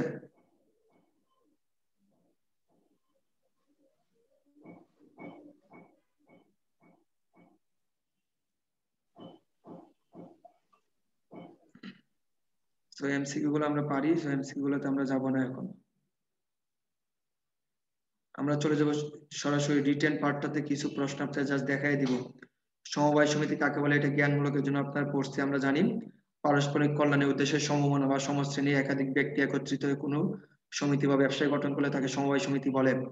তো সমবায়ের মূল উদ্দেশ্য কি, পারস্পরিক সদস্যদের পারস্পরিক আর্থিক কল্যাণ। তারপরে সমবায় সমিতির মূল মন্ত্র কি, একতাই বল। উপবিধি কাকে বলে, সমবায় সমিতির যে দলিলে অভ্যন্তরীণ এবং বাহ্যিক যাবতীয় কার্যকলাপ লিখিত থাকে তাকে বলে উপবিধি বা বাইল। উৎপাদন, সমবায় সমিতি কি একাধিক উৎপাদনকারী প্রতিষ্ঠান একত্রিত হয়ে যখন নিজেরা পণ্য বিক্রির চেষ্টা করে তাকে বলা হয় উৎপাদনকারী সমবায় সমিতি। তারপর হচ্ছে পেশাজীবী সমবায় সমিতি, এটা আমরা জানি। প্রাথমিক সমবায় সমিতিতে ন্যূনতম কতজন সদস্য থাকতে পারে, 20 জন। প্রাথমিক সমবায় সমিতিতে ন্যূনতম কতজন সদস্য থাকতে পারে, সেটা হচ্ছে কি 20 জন।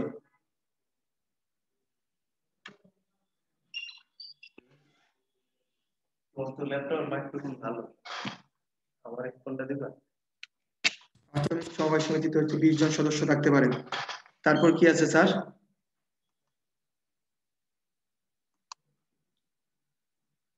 সমবায় সমিতি, পেশাজীবী সমবায় সমিতি কি, এটা আমরা জানি।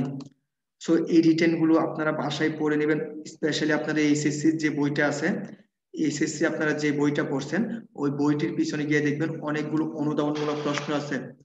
আপনারা এইচএসসির যে বইটি পড়ছেন এখানে দেখবেন বইয়ের পিছনে অনেকগুলো অনুধাবনমূলক প্রশ্ন আছে। ওই প্রশ্নগুলো পড়লে আপনাদের রিটেন পার্টটা কভার হয়ে যাবে। প্রতিটা চ্যাপ্টারের শেষে দেখবেন অনেকগুলো অনুধাবনমূলক প্রশ্ন আছে। সো ওই অনুধাবনমূলক প্রশ্নগুলো যখন পড়বেন তো আপনাদের কি কভার হয়ে যাবে। তো আপনারা হচ্ছে এইচএসসি বইটা সবচেয়ে বেশি ফলো করবেন। তো আজকে আমাদের লেকচারটা হচ্ছে এখানেই শেষ হয়ে যাচ্ছে স্যার। আপনার যদি কোশ্চেন থাকে কোশ্চেন করতে পারেন। এখন হচ্ছে আমাদের কোশ্চেন সেশন পর্ব। সো এখানে যদি কারো কোনো প্রশ্ন থেকে থাকে নির্দ্বিধায় প্রশ্ন করতে পারেন, আমি আনসার দেওয়ার চেষ্টা করবো ইনশাল্লাহ।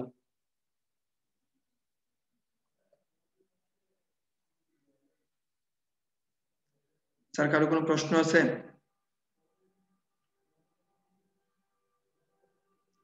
কারো কোনো প্রশ্ন থাকলে রেজ হ্যান্ড করুন অথবা নিজে আনমিউট করে প্রশ্নের অ্যান্সার গুলো দেন কারো কোনো প্রশ্ন থাকলে।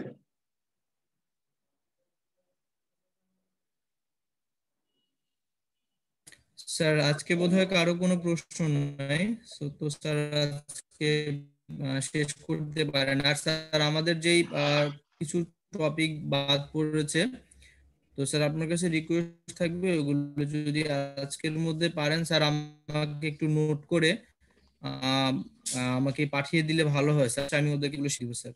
আপনি যদি আচ্ছা কোনো স্যার, তাহলে টপিক আমি বাদ হচ্ছে পড়ে যায় একটা তাহলে সেগুলো PDF স্যার আমাকে নোট করে পাঠিয়ে দিলে বা ছবি তুলে পাঠিয়ে দিলে ভালো হয় স্যার। আমি এগুলো ওদেরকে পাঠিয়ে দেব। তাহলে আমি একটা পিডিএফ করে আপনাকে পিডিএফটা দিয়ে দেবো।